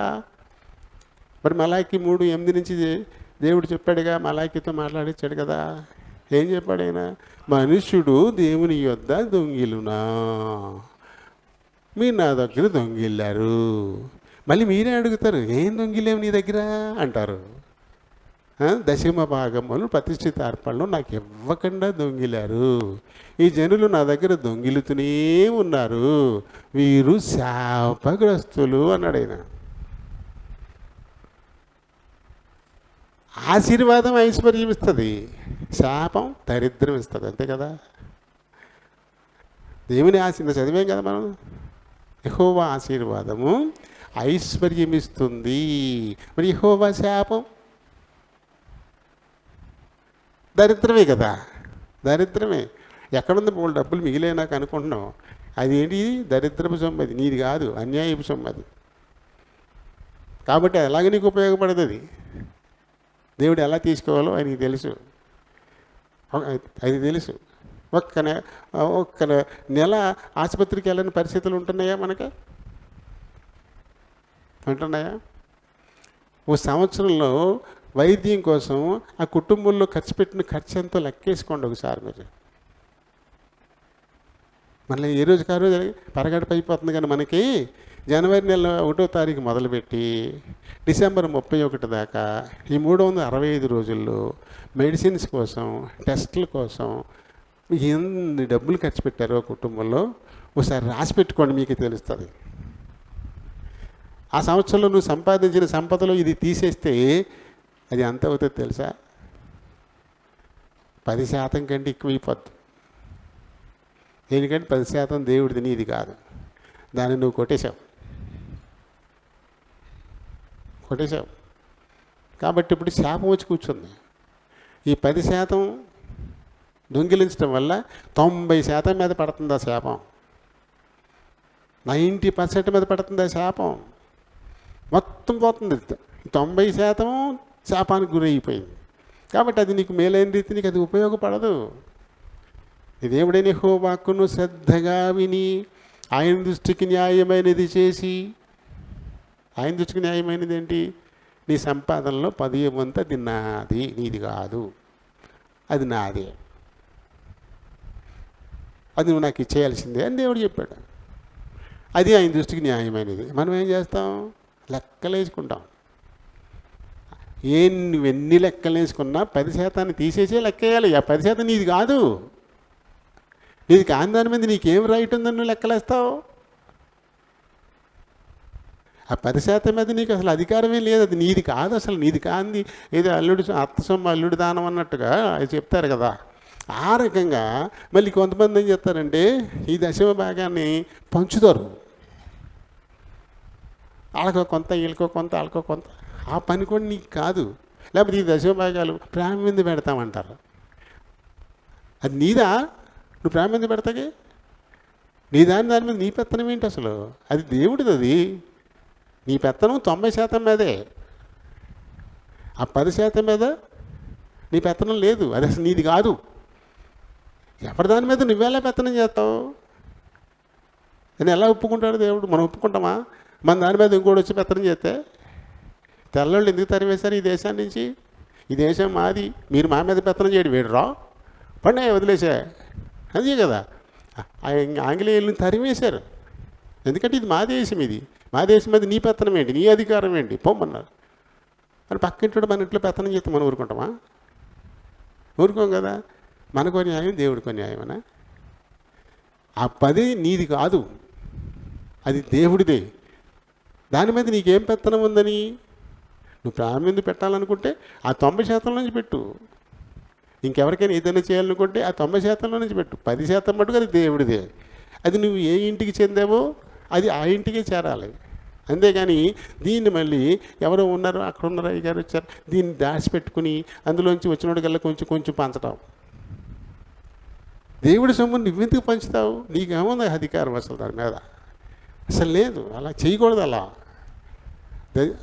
10% నీది కాదు అంతే. నీ జీతం ఎంత? ₹1,00,000 అనుకోండి మామూలుగాను. నీ జీతం ఎంత అంటే 90,000. 10,000 నీది కాదు, అది దేవుడిది. అది ఆయనకి ఇచ్చేసావు. నీకు 90,000 ఉంది, దాని మీద నీ పెత్తనం. ఇంకా అందులో నుంచి ఇంకేమైనా నువ్వు అర్పణలు నుండి ఇవ్వాలి. ఇంకా ఇంకా దేవుడికి ఇవ్వాల్సినవి ఉంటాయి అందులో నుంచి. ప్రతిష్ఠిత అర్పణలు అంటాం, పాప పరిహారార్థ బలి అంటాం, లేదా ఎన్నో ఉంటాయి. అందుకని చెప్పేసి టోటల్గా 23% దేవుడికి ఇవ్వాల్సింది ఉంటుందండి మన సంపాదనలో. ఆ లెక్కలు వేసుకుంటే అసలు 10% ఇవ్వం కదా. మనకు 100 బత్తాలు పండితే 500 పట్టుకొచ్చి పదం పలం అని చేతిలో పెడతాం. 100 బత్తాలు 10 బత్తాలు దేవుడిదే.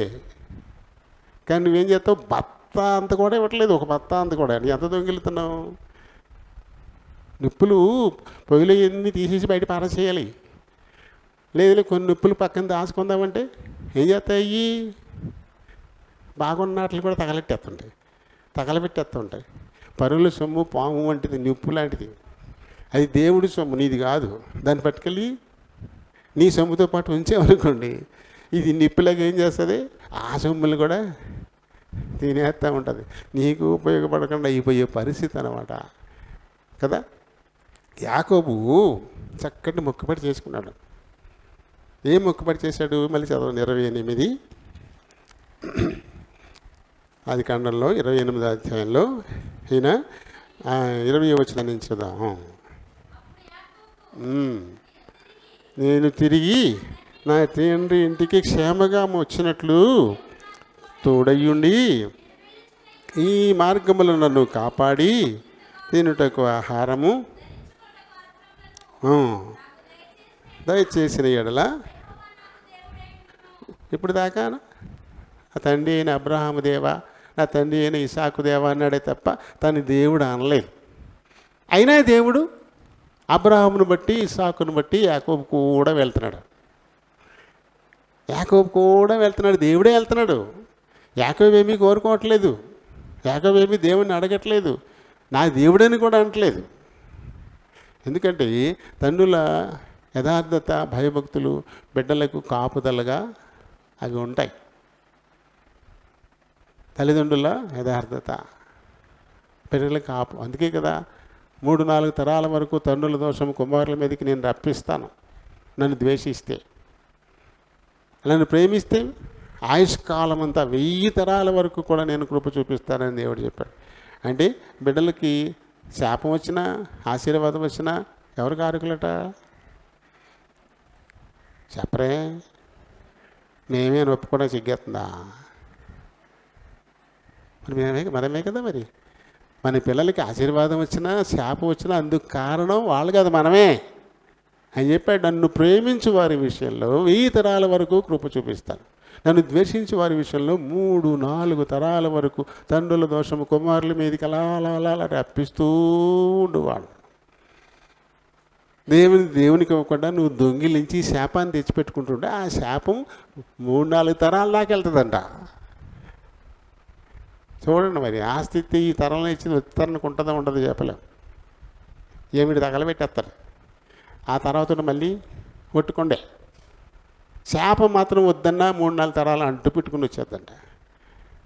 చక్కగా చెంగట్టుకుని వెళ్ళిపోవచ్చు. రైలు బండి ఆడతారు పిల్లలు. రైలు బండిలో అట్లా ఆడతారు. ఒకరు చొక్కా ఒకరు పుచ్చుకుని కూవంట వెళ్తారు. చూసారు, ఒకటి చెంగట్టుకుని ఒకటి వెళ్ళిపోతుంటారు. అలా వచ్చేద్దండి ఇది. ఒక్కో తరాన్ని పట్టుకుని ఇంకో తరానికి, ఇంకో తరాన్ని పట్టుకుని ఇంకో 3-4 తరాలు వచ్చేస్తుందంట. మరి ఏమిస్తున్నాం మనం? పిల్లకేదో డబ్బు సంపాదించి ఇచ్చేద్దామనే ఆశ అయితే బాగుంది, కానీ ఇది అక్రమ మార్గాలు. దేవుని దగ్గర దోచుకుని సంపాదించి పిల్లలకి ఇస్తే దానికి ఆశీర్వాదం ఉంటుందా? ఉండదు, ఖచ్చితంగా ఉండదు కదా. యాకోబు ఏమని అడిగి తర్వాత చదువున్నాను. మరియు మందిరం అయిపోద్ది, నీవు నాకిచ్చు యావత్తులు 10వ వంతు నిశ్చయముగా నీకు చెల్లించేదను. ఇలా మొక్కోమని ఎవరు చెప్పారు ఈయనకి? ఎవరో చెప్పలే. తనకు తానే దేవుడు కనపడ్డాడు, మాట్లాడాడు కదా అని చెప్పేసి పెద్ద ఎచ్చిపోతులాగా చెప్పేశాడు. అది నిజం మాత్రం చెప్పాడు, 10వ వంతు దేవుడిదే కాబట్టి. కానీ ఇచ్చాడా? ఎన్ని బాగా వృద్ధి పొంది తన తండ్రి ఇంటికి వెళ్ళిపోయేటువంటి టైం వచ్చినప్పుడు తన తండ్రి ఇంటికి వెళ్ళకుండా, అంటే రాయి నిలబెట్టి నూనె పోసినటువంటి ఈ స్థలానికి రాకుండా వేరే చోటుకి వెళ్ళిపోయాడు. సుక్కోతు వైపుకి వెళ్ళిపోయాడు.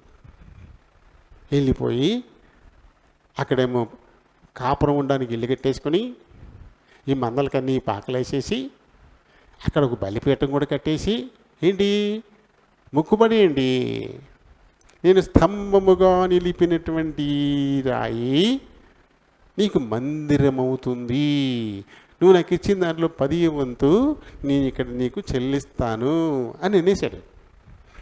అసలు ఆ ఊరే మర్చిపోయాడు, ఆ మొక్కుబడే మర్చిపోయాడు. అక్కడ మర్చిపోయి సుక్కోతు వైపుకి వచ్చేసి అక్కడ పాకలై చేసుకుని అక్కడ బలిపీఠం ఒకటి కట్టేసి అక్కడ బలి అర్పణ కూడా చేసేసి ఏమంటాడు ఈయన? యాకోబు దేవుడే దేవుడంట. యాకోబు దేవుడే దేవుడండి. తనకు తనే ఈ దేవుడు ఇవ్వలేదు, దేవుడు మంజూరు చేయలేదు, ఇది చేయకుండా తన మట్టుకు తాను ఇదంతా చేసేసుకున్నాడు. ఇది మనకి 33వ అధ్యాయంలో మనకి కనబడుతుంది. అంటే ఇశ్రాయేలు అను పేరు పెట్టాడు. దీనికి ఎలోహోయి అని చెప్పేసి అని ఒక బలిపీఠాన్ని కట్టించేసి దానికి ఎలోహోయి అంటే ఇశ్రాయేలు అను పేరు. యాకోబేగా ఇశ్రాయేలు కాబట్టి ఇలాంటి సొంతంగా బలిపీఠం కట్టేశాడు. ఇక్కడ దేవునికి ఇచ్చిన మాట ఒకటి, ఇక్కడ చేసింది ఒకటి. మరి ఇంతగా ఆశీర్వదిస్తూ వస్తున్నటువంటి యాకోబు ఇక్కడ మాట తప్పి ఈ రకంగా చేసినప్పుడు మరి దేవుడు ఊరుకుంటాడా? ఊరుకోడు. తగిన బుద్ధి చెప్పాలి.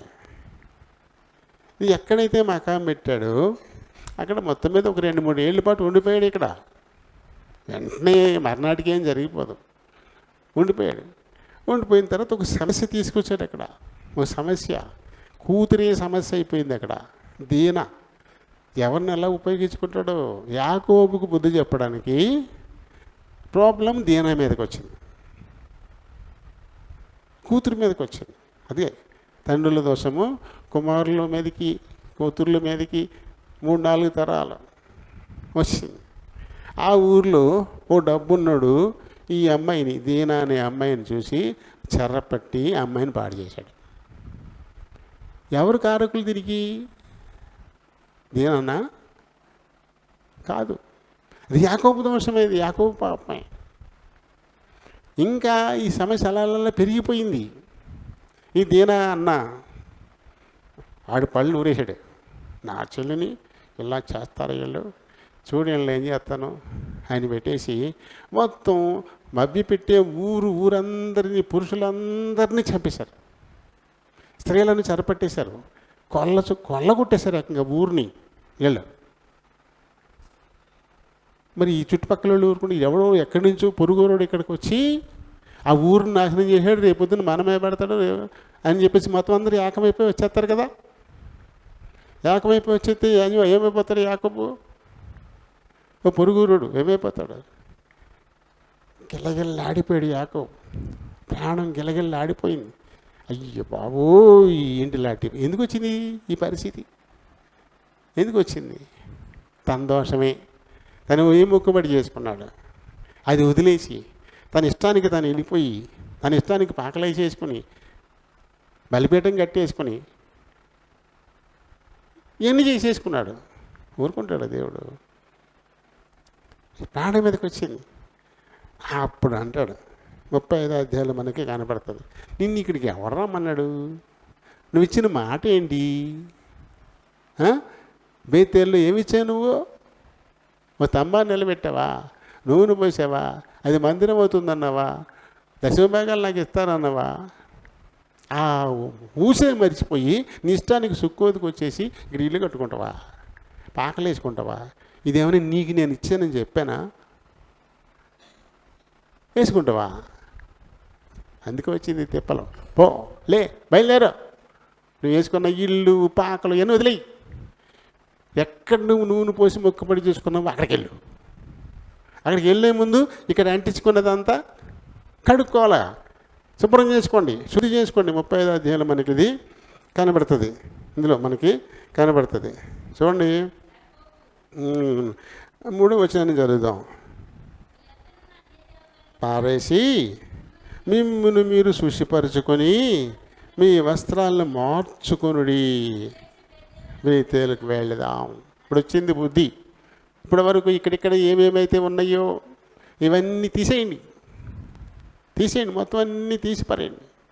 తీసేసి, ఎందుకంటే ఆ ఇచ్చినవన్నీ తీసుకుని ఒక చోట బాతి పెడతారు, ఇట్లా కప్పెట్టేస్తారు, ఏం ఉంచకుండా పట్టుకెళ్ళరు ఇక్కడ అన్నీ. అవన్నీ తీసేసేయండి. అప్పుడు వెళ్దాం అక్కడికి వెళ్ళి మనం దేవునికి బలి అర్పణ అర్పించాలి.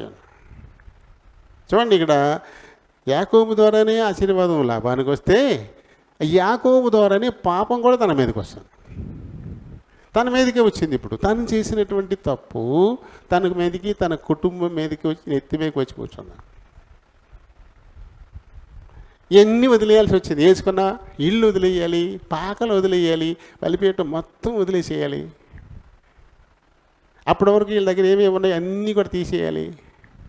ఇప్పుడు అక్కడికి వెళ్ళాలి. కాబట్టి ఈ మొక్కుబడి విషయంలో దేవుడు చాలా సీరియస్గా ఉంటాడు. దేవుడు తనకి రావాల్సిన దాన్ని వదులుకోవడానికి ఆయన ఎప్పుడూ ఇష్టపడ్డాడు. ఆయనకి రావాల్సిన గౌరవాన్ని కానీ, ఆయనకి రావాల్సిన మర్యాదను, ఆయనకి రావాల్సిన మహిమను, ఆయనకి రావాల్సిన అర్పణలు వేటిని కూడా ఆయన వదులుకోవడానికి ఇష్టపడ్డు. ఒకవేళ మనం రాజీపడి కొన్ని వదిలేస్తామేమో, కానీ ఆయన మాత్రం, ఆయనకి తెలుసు. ద్వితీయోపదేశకాండంలో మనం చదువుతాం కదా, అక్కడ 23-21 మనం చదువుతాం. అక్కడ 23-21 అది నాకు కన్ఫ్యూజన్. 21-23 అనేది చిన్న కన్ఫ్యూజన్ ఉంటుంది ఎప్పుడు. మొక్కుకొనిన తరువాత చెల్లించడానికి ఆలస్యం చెయ్యొద్దు. ఖచ్చితంగా రాబట్టేసుకుంటాడు దాన్ని. నీకేమి ఉండదు, అది నీకేమీ ఉండదు. ఆయన ఖచ్చితంగా రాబట్టేసుకుంటాడు. కానీ నీకు పాపం అవుతుంది. మళ్ళీని అంటే సొమ్ము పోయి చేయబట్టి అనే పరిస్థితి అనమాట. మనం దాచుకుందాం అనుకునేది ఆయనకి వెళ్ళడం తప్పదు, వెళ్ళిపోద్ది. ఆయన పట్టుకుపోతాడు. పైగా మనకి పాపం వల్ల ఏమొస్తుంది? ఏమొచ్చింది యాకోబుకి? పాపం వల్ల దుఃఖం వచ్చింది, బాధ వచ్చింది, ప్రాణాపాయ పరిస్థితులు వచ్చాయి, నెమ్మది లేకుండా పోయింది, కంగారు, భయం ఎందుకు వచ్చాయి? పాపం. ఎవరు భయపడతారు? దొంగతనం చేసి ఎవడన్నా పట్టుకుని వెళ్ళిపోతాడు అనుకోండి, ధైర్యంగా వెళ్తాడా? దొంగతనం చేసిన దొంగ ధైర్యంగా వెళ్తాడా? ఏ దొంగతనం చేయనట్టు ధైర్యంగా వెళ్తాడు కదా, ధైర్యంగా వెళ్తాడా? అక్కడక్కడ రోడ్డు మీద బళ్ళు లైసెన్సులు చెక్ చేయడానికి పోలీసులు ఉంటారు. కొంచెం జడత ఊగుతా ఇల్లుండి ఆగో అని పట్టుకుంటారు. అలా కాకుండా మామూలుగా అన్నీ ఉన్నవాడు ఏం చేస్తాడు? ధైర్యంగా వెళ్ళిపోతుంటాడు. వాళ్ళని పట్టించుకోరు, ఎందుకంటే అన్నీ ఉన్నాయి, ఆడు వెళ్ళిపోతున్నాడు ధైర్యంగా. ఇంకోడు ఒక అడుగు ముందుకి 2 అడుగులు వెనక్కేస్తున్నాడు, వీడి దగ్గరే మొత్తం తేడా ఉందని చెప్పేసి ఆపేస్తాడు, దొరికేస్తాడు కదా. తప్పు ఎవరి దగ్గర ఉందో వాడు భయపడతాడు ఖచ్చితంగా. పాపం వలన భయం వస్తుంది, పాపం వల్ల దుఃఖం వస్తుంది, నష్టం వస్తుంది, ఎన్నో వస్తాయి. నేనైతే రాబట్టేసుకుంటాను, కానీ నీకు మాత్రం దుఃఖం వస్తుంది, నీకు భయం వస్తుంది, నీకు పాపం వస్తుంది అని చెప్పింది దేవుడు కదా. ఆ భయం యాకోబుకి వచ్చిందా లేదా? మామూలు భయం కాదు, ప్రాణం గెలగెలగెల ఆడిపోయింది. ఒరే నాయనో, ఎంత ముప్పు తెచ్చిపెట్టారురా బాబో, పొరుగురు ఇక్కడ నేను ఈ ఊరికి ఇలా జరిగిందన్న సంగతి చుట్టుపక్కల ఉన్నోళ్ళకి తెలిస్తే వాళ్ళందరూ ఏకమైన ఆయన ఎత్తివే పెడితే ఏమైపోవాలి నేను, నా కుటుంబం అని ఏడ్చాడు కొడుకుల దగ్గర యాకోబు. అది 34వ అధ్యాయం చివరిలో ఉంటుంది. ఏడ్చారు. ఎందుకంటే ఈ ఊరికి మీరు చేసిన నష్టం చుట్టుపక్కల వాళ్ళందరూ వింటే ఎక్కడో పొరుగు నుంచి వచ్చి చుక్కోతిని ఇలా నాశనం చేశాడంట, రేపొద్దున మరూరు మీద పడవచ్చు, అయితే మరూరు మీద పడవచ్చు అని వాళ్ళందరూ ఏకమైపోయి నా మీద పడితే ఏంటి నా పరిస్థితి అని ఏడుస్తాడు. దేవుడి దగ్గర ఏడితే అప్పుడు లేగో ఎందుకు వచ్చావు ఇక్కడికి నువ్వు, లేగో హలో వైతలికెళ్ళా కసురుకోవాల్సి వచ్చింది. దేవుడు కసురుకుంటే అప్పుడు వచ్చాడు బయలుదేరి. అవసరమా అది? దేవుడు కసురుకోవడం మనకి ఎంత బాధ, ఎవరైనా ఒక మాట్లాడితే మనకి అంత బాధ కలుగుద్ది. ఇప్పుడు దేవుడు అలాగే కసురుకున్నట్టే మాట్లాడాడు. ఇక్కడికి నిన్ను ఎవడు రమ్మన్నాడు, అసలు ఎందుకు వచ్చావు ఇక్కడికి, నువ్వు ఎందుకు వచ్చావు సుక్కువతకు, ఎందుకు వచ్చావు ఇల్లు కట్టావు, ఎందుకు పాకలేసావు, ఎందుకు ఇక్కడ బలిపీఠం కట్టావు, నువ్వు వెళ్ళాల్సింది ఎక్కడికి? నీ తండ్రి నుంచి నువ్వు వెళ్ళిపోయేటప్పుడు మార్గ మధ్యలో నేను కలిసి నీతో మాట్లాడినప్పుడు ఏం చెప్పావు అక్కడ, నువ్వు అక్కడ కదా నేను వెళ్ళాలి. మొత్తానికి మరిచిపోయి నీ ఇష్టానికి నువ్వు నడుచుకుంటావా? మన ఇష్టం దుఃఖానికి కారణమవుతుంది, దేవుని ఇష్టం సంతోషాన్ని ఇస్తుంది. మన ఇష్టం మన మట్టుకు మనం ఆలోచించుకుంటే అది ఎప్పుడూ సక్సెస్ని ఇవ్వదు. మంచి ఆలోచన దేవుడి నుంచే వస్తుంది. దేవుడితో ఏది మనం నిబంధన చేసుకుంటామో దానిని విడిచిపెట్టకుండా ముందుకెళ్ళాలి. ఎందుకు అబ్రహాం గారికి దేవుడు భయపడ్డాడు, దేవుడి కంగారు పడిపోయాడు. అబ్రహ్మా ఆ పిల్లాడికి ఏం చేయకు, దేవుని కంగారు పెట్టేశాడు. అది కదా దేవుని చిత్తానుసారం నడుచుకోవడం అంటే. కానీ ఇక్కడ యాకోబుని కంగారు పెట్టి దేవుడా ఏంటి నాకు ఈ పరిస్థితి. అక్కడేమో అబ్రహ్మ అని దేవుడు కంగారు పెడితే ఇక్కడ యాకోబు కంగారు పడుతున్నాడు. దేవుడా బాబు దేవుడు ఏంటి నాకు ఈ పరిస్థితి, ఏంటి నా కొడుకులు ఎలా చేశారేంటి, వీళ్ళందరూ నా మీద పడిపోతారేమో, ఏమైపోతాను నేను. ఎందుకు వచ్చింది కంగారు యాకోబుకి? మాట ఇచ్చి తప్పాడు. మాట ఇచ్చి తప్పే వాళ్ళ పరిస్థితులు అలాగే ఉండి, నీ మాట అవునంటే అవును, కాదంటే కాదుగా ఉండాలి. టైం చాలా అయిపోయింది. దేవుడు ఆశ్చర్యకరం నిజంగా. నేను ఎంపిక చేసుకున్న విషయం చాలా ఉంది, స్టార్టింగ్ దగ్గరే ఆగిపోయింది. ఎందుకంటే చాలా ఉన్నాయి. లాబాను యాకోబును బట్టి ఆశీర్వదింపబడితే యోసేపును బట్టి పొతీఫెర ఆశీర్వదింపబడ్డాడు. ఏలియాను బట్టి సారిపోతే విధవరాలు ఆశీర్వదింపబడింది. ఎలీషాను బట్టి షూనేమీయురాలు ఆశీర్వదింపబడింది. దేవుని సన్నిధి మందసం ఉండడం వల్ల ఉబదెదోము ఇల్లు ఆశీర్వదింపబడింది. చాలా ఇవన్నీ చెప్పాలని ఇన్ని విషయాలు నేను నోట్ చేసుకుని ఉన్నాను. కానీ మొట్టమొదటి విషయం దగ్గరే గంటన్నర అయిపోయింది కదా. ఏంటి మన దీని నుంచి మనం నేర్చుకున్న విషయం చెప్పండి. దేవుని యందు భయభక్తులు మనకి ఆశీర్వాదాన్ని ఇస్తాయి. ఈ ఆశీర్వాదమే ఐశ్వర్యం ఇస్తుంది. మన కష్టం వల్ల ఐశ్వర్యాన్ని మనం ఎప్పటికీ పెంచుకోలేము, ఎక్కువ చేసుకోలేము. కాబట్టి దేవుని ఆశీర్వాదం పొందగలిగేంత భయభక్తులు దేవునికి మనం కనపరుచుకోవాలా. దానివల్ల వచ్చేటువంటి ఐశ్వర్యమే శాశ్వతం. దాన్ని మన దగ్గర నుంచి ఎవ్వరూ తీసేయలేరు.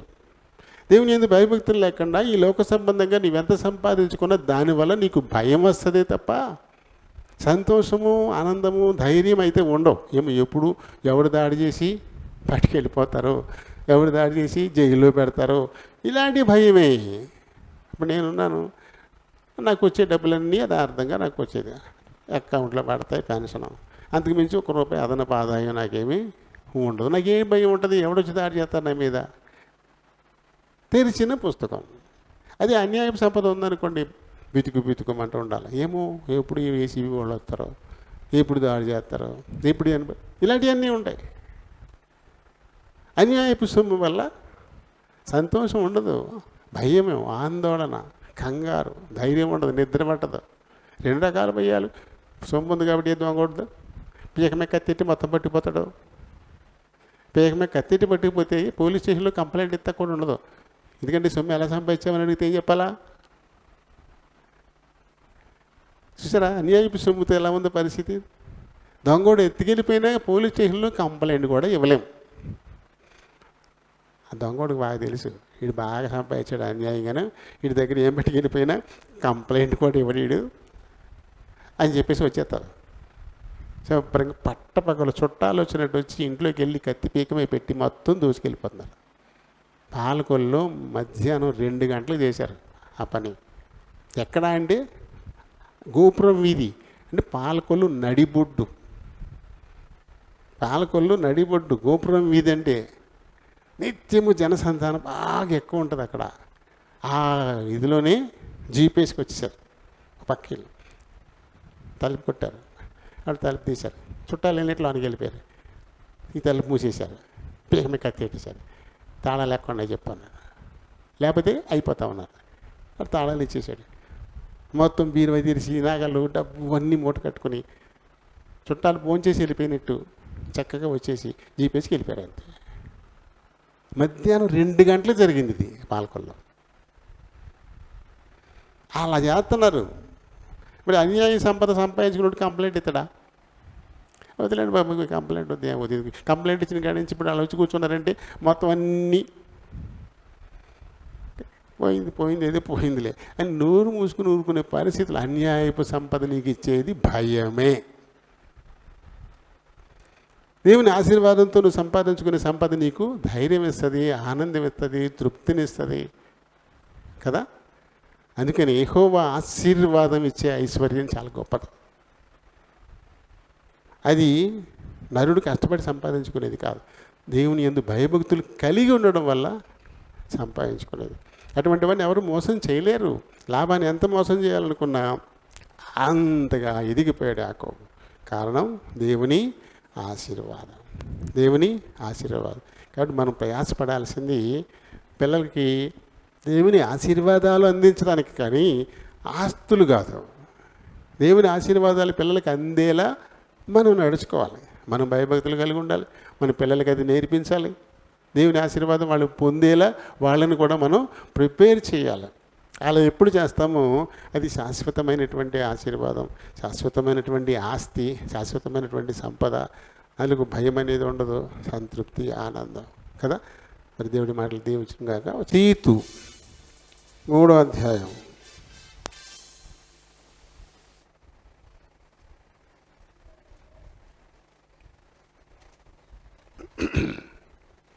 3వ అధ్యాయము ప్రారంభం నుంచి 3 వచనాలు చదువుదాం. తీతు 3వ అధ్యాయము ప్రారంభం నుంచి 3 వచనాలు చదువుదాం. తీతుకు రాసిన పత్రిక 3వ అధ్యాయము 1, 2, 3 వచనంలో అందరూ కలిసి చదువుకుందాం.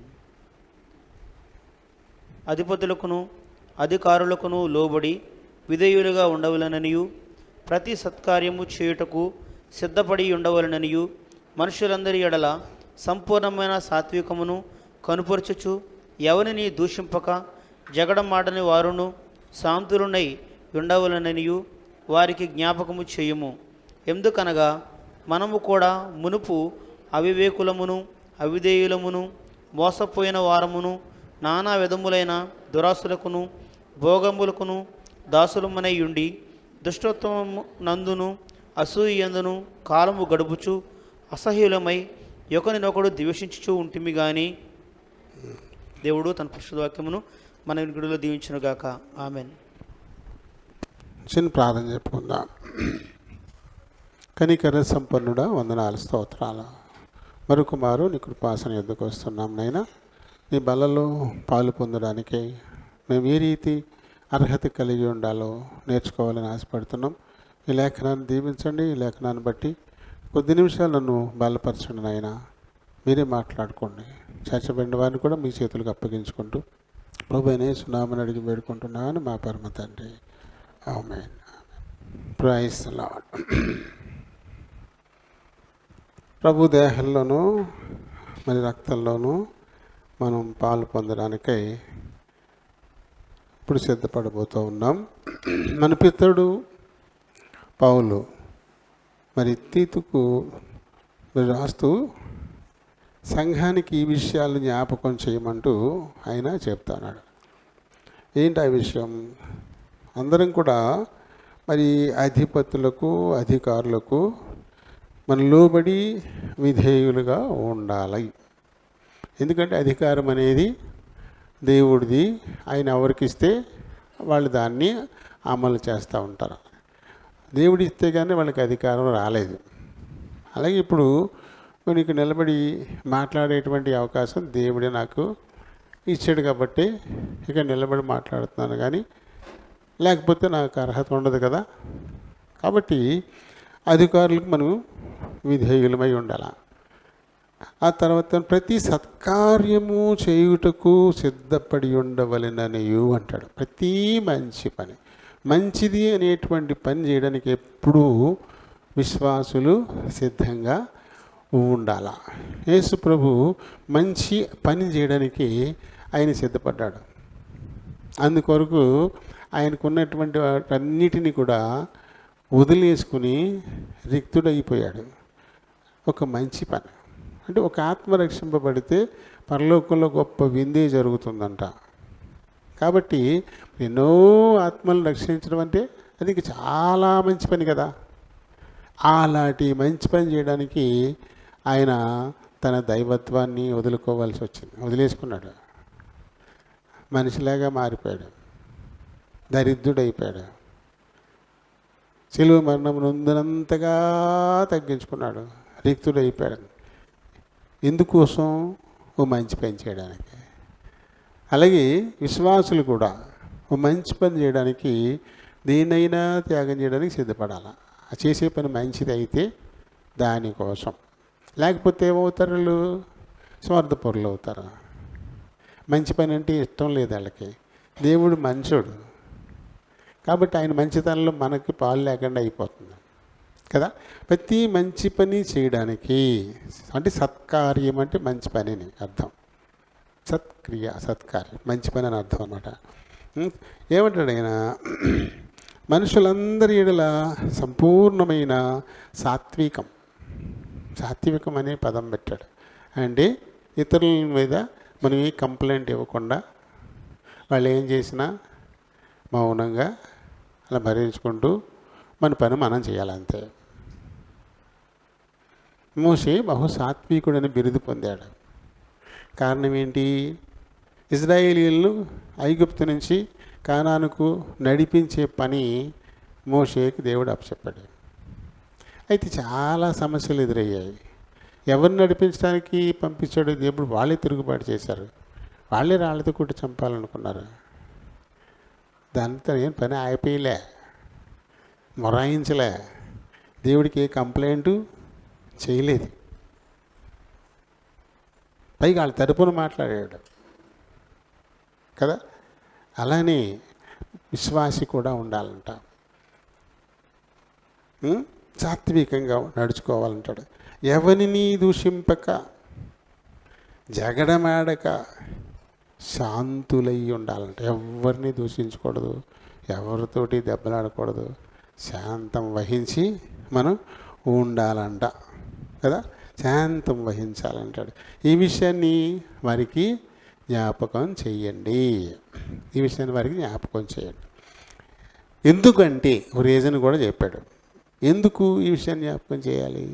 ఎందుకు అంటే మనం కూడా ఇదివరకు వారిలాగానే ఉన్నాం, అవివేకులుగానే ఉన్నాం. ఇదివరకు మనం అలాగే ఉన్నాం, అవివేకులంగా ఉన్నాము, అవిధేయులంగా ఉన్నాం, మోసపోయిన వారంగా ఉన్నాం. నానా విధములైనటువంటి దురాశలకు, భోగాలకు దాసులైపోయి ఉన్నాం. దుష్టత్వమునందు, అసూయందు కాలం గడుపుతూ అసహ్యులమై ఒకరినొకడు ద్వేషించుకుంటూ ఉన్న ఈ సమయంలో దేవుడు మనల్ని ప్రేమించి తన కుమారుని ఈ లోకానికి పంపించి ఆయన శిలువ బలియాగం ద్వారా వాటన్నిటి నుంచి మనల్ని విడిపించి రక్షణ ఇచ్చాడు. కాబట్టి మనం ఏం చేయాలి? ఇదివరకు మనం అలవాటు వాళ్ళమే. ఇప్పుడు ఎవరిని చూసి మనం కంప్లైంట్ చేస్తున్నాము, ఎవరిని చూసి మనం ఇబ్బంది పెడుతున్నాము? వాళ్ళకిలాగానే మనం నడుచుకున్నాం ఇది వరకు. కానీ దేవుడు మనల్ని తన కేవలం ఉచితమైన కృప చొప్పున, కేవలం ఆయన మంచుడు, ఆయన మంచివాడు అంతే. కాబట్టి మన పట్ల ఇవన్నీ జరిగించాడు. ఎలా జరిగించాడంటాడు? మన రక్షకుని అయిన దేవుని యొక్క దయ, మానవుల ఎడల ఆయనకున్న ప్రేమ ప్రత్యక్షమైనప్పుడు, ఎవరు? క్రీస్తు రూపంలో మన పట్ల దేవుడికి ఉండే దయ, ప్రేమ ఎలా ప్రత్యక్షమైంది? వాటి ప్రతిరూపమే కదా క్రీస్తు. అర్థం కాలేదా? అర్థం కాలేదా? ఏమన్నాడు ఈయన ఇక్కడ? మన రక్షకుడైన దేవుని యొక్క దయయు మానవుల ఎడల ఆయనకున్న ప్రేమయు ప్రత్యక్షమైనప్పుడు. ఎలా ప్రత్యక్షమైంది మన ముందు? దేవుడు లోకముని ఎంతో ప్రేమించెను కాగా తన అద్వితీయ కుమారునిగా పుట్టిన వాని అందు విశ్వాసం ఉంచేవాడు నశింపక నిత్య జీవం పొందినట్లు ఆయనను మనకి అనుగ్రహించను. అది కదా మనం చదువుతాం. ఎలా ప్రత్యక్షమైందంటే క్రీస్తు రూపంలో. క్రీస్తే ఆ ప్రత్యక్షత. మనము నీతిని అనుసరించి చేసిన క్రియల మూలముగా కాక మనం మంచోళమని ఆయన మనకేమీ ఈ రక్షణ ఇవ్వలే. మనం చేసిన పనులను బట్టి మనకి ఇవ్వలే. కేవలం ఆయన ఉచితమైన కృప, ఆయన ప్రేమ, దాని చొప్పున చేశాడు. తన కనికరము చొప్పుననే పునర్జన్మ సంబంధమైన స్నానము ద్వారాను, అంటే బాప్తిస్మం ద్వారాను, పరిశుద్ధాత్మ మనకు నూతన స్వభావము కలుగు చేయుట ద్వారాను మనల్ని రక్షించాడండి. నూతన స్వభావం మనలో కలగకపోతే మనం రక్షింపబడ్డ వారి లెక్కలోకి రాం. బాప్తిసం పొందడం ఒకటి, ఆ తదుపరి నూతన స్వభావాన్ని పొందాలి. అది పరిశుద్ధాత్ముడు మనలో కలగజేయాలండి. లేకపోతే బాప్తిసం రక్షించదు.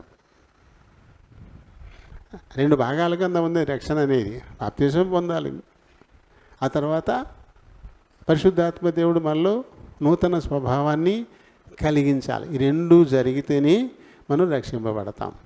ఈ రెండు జరిగినాయి అని పూర్తి నమ్మకం మనకు ఉంటేనే ఆయన దేహంలో, రక్తంలో పాలు పంపులు పొందే అర్హత కూడా మనకి లభిస్తుంది.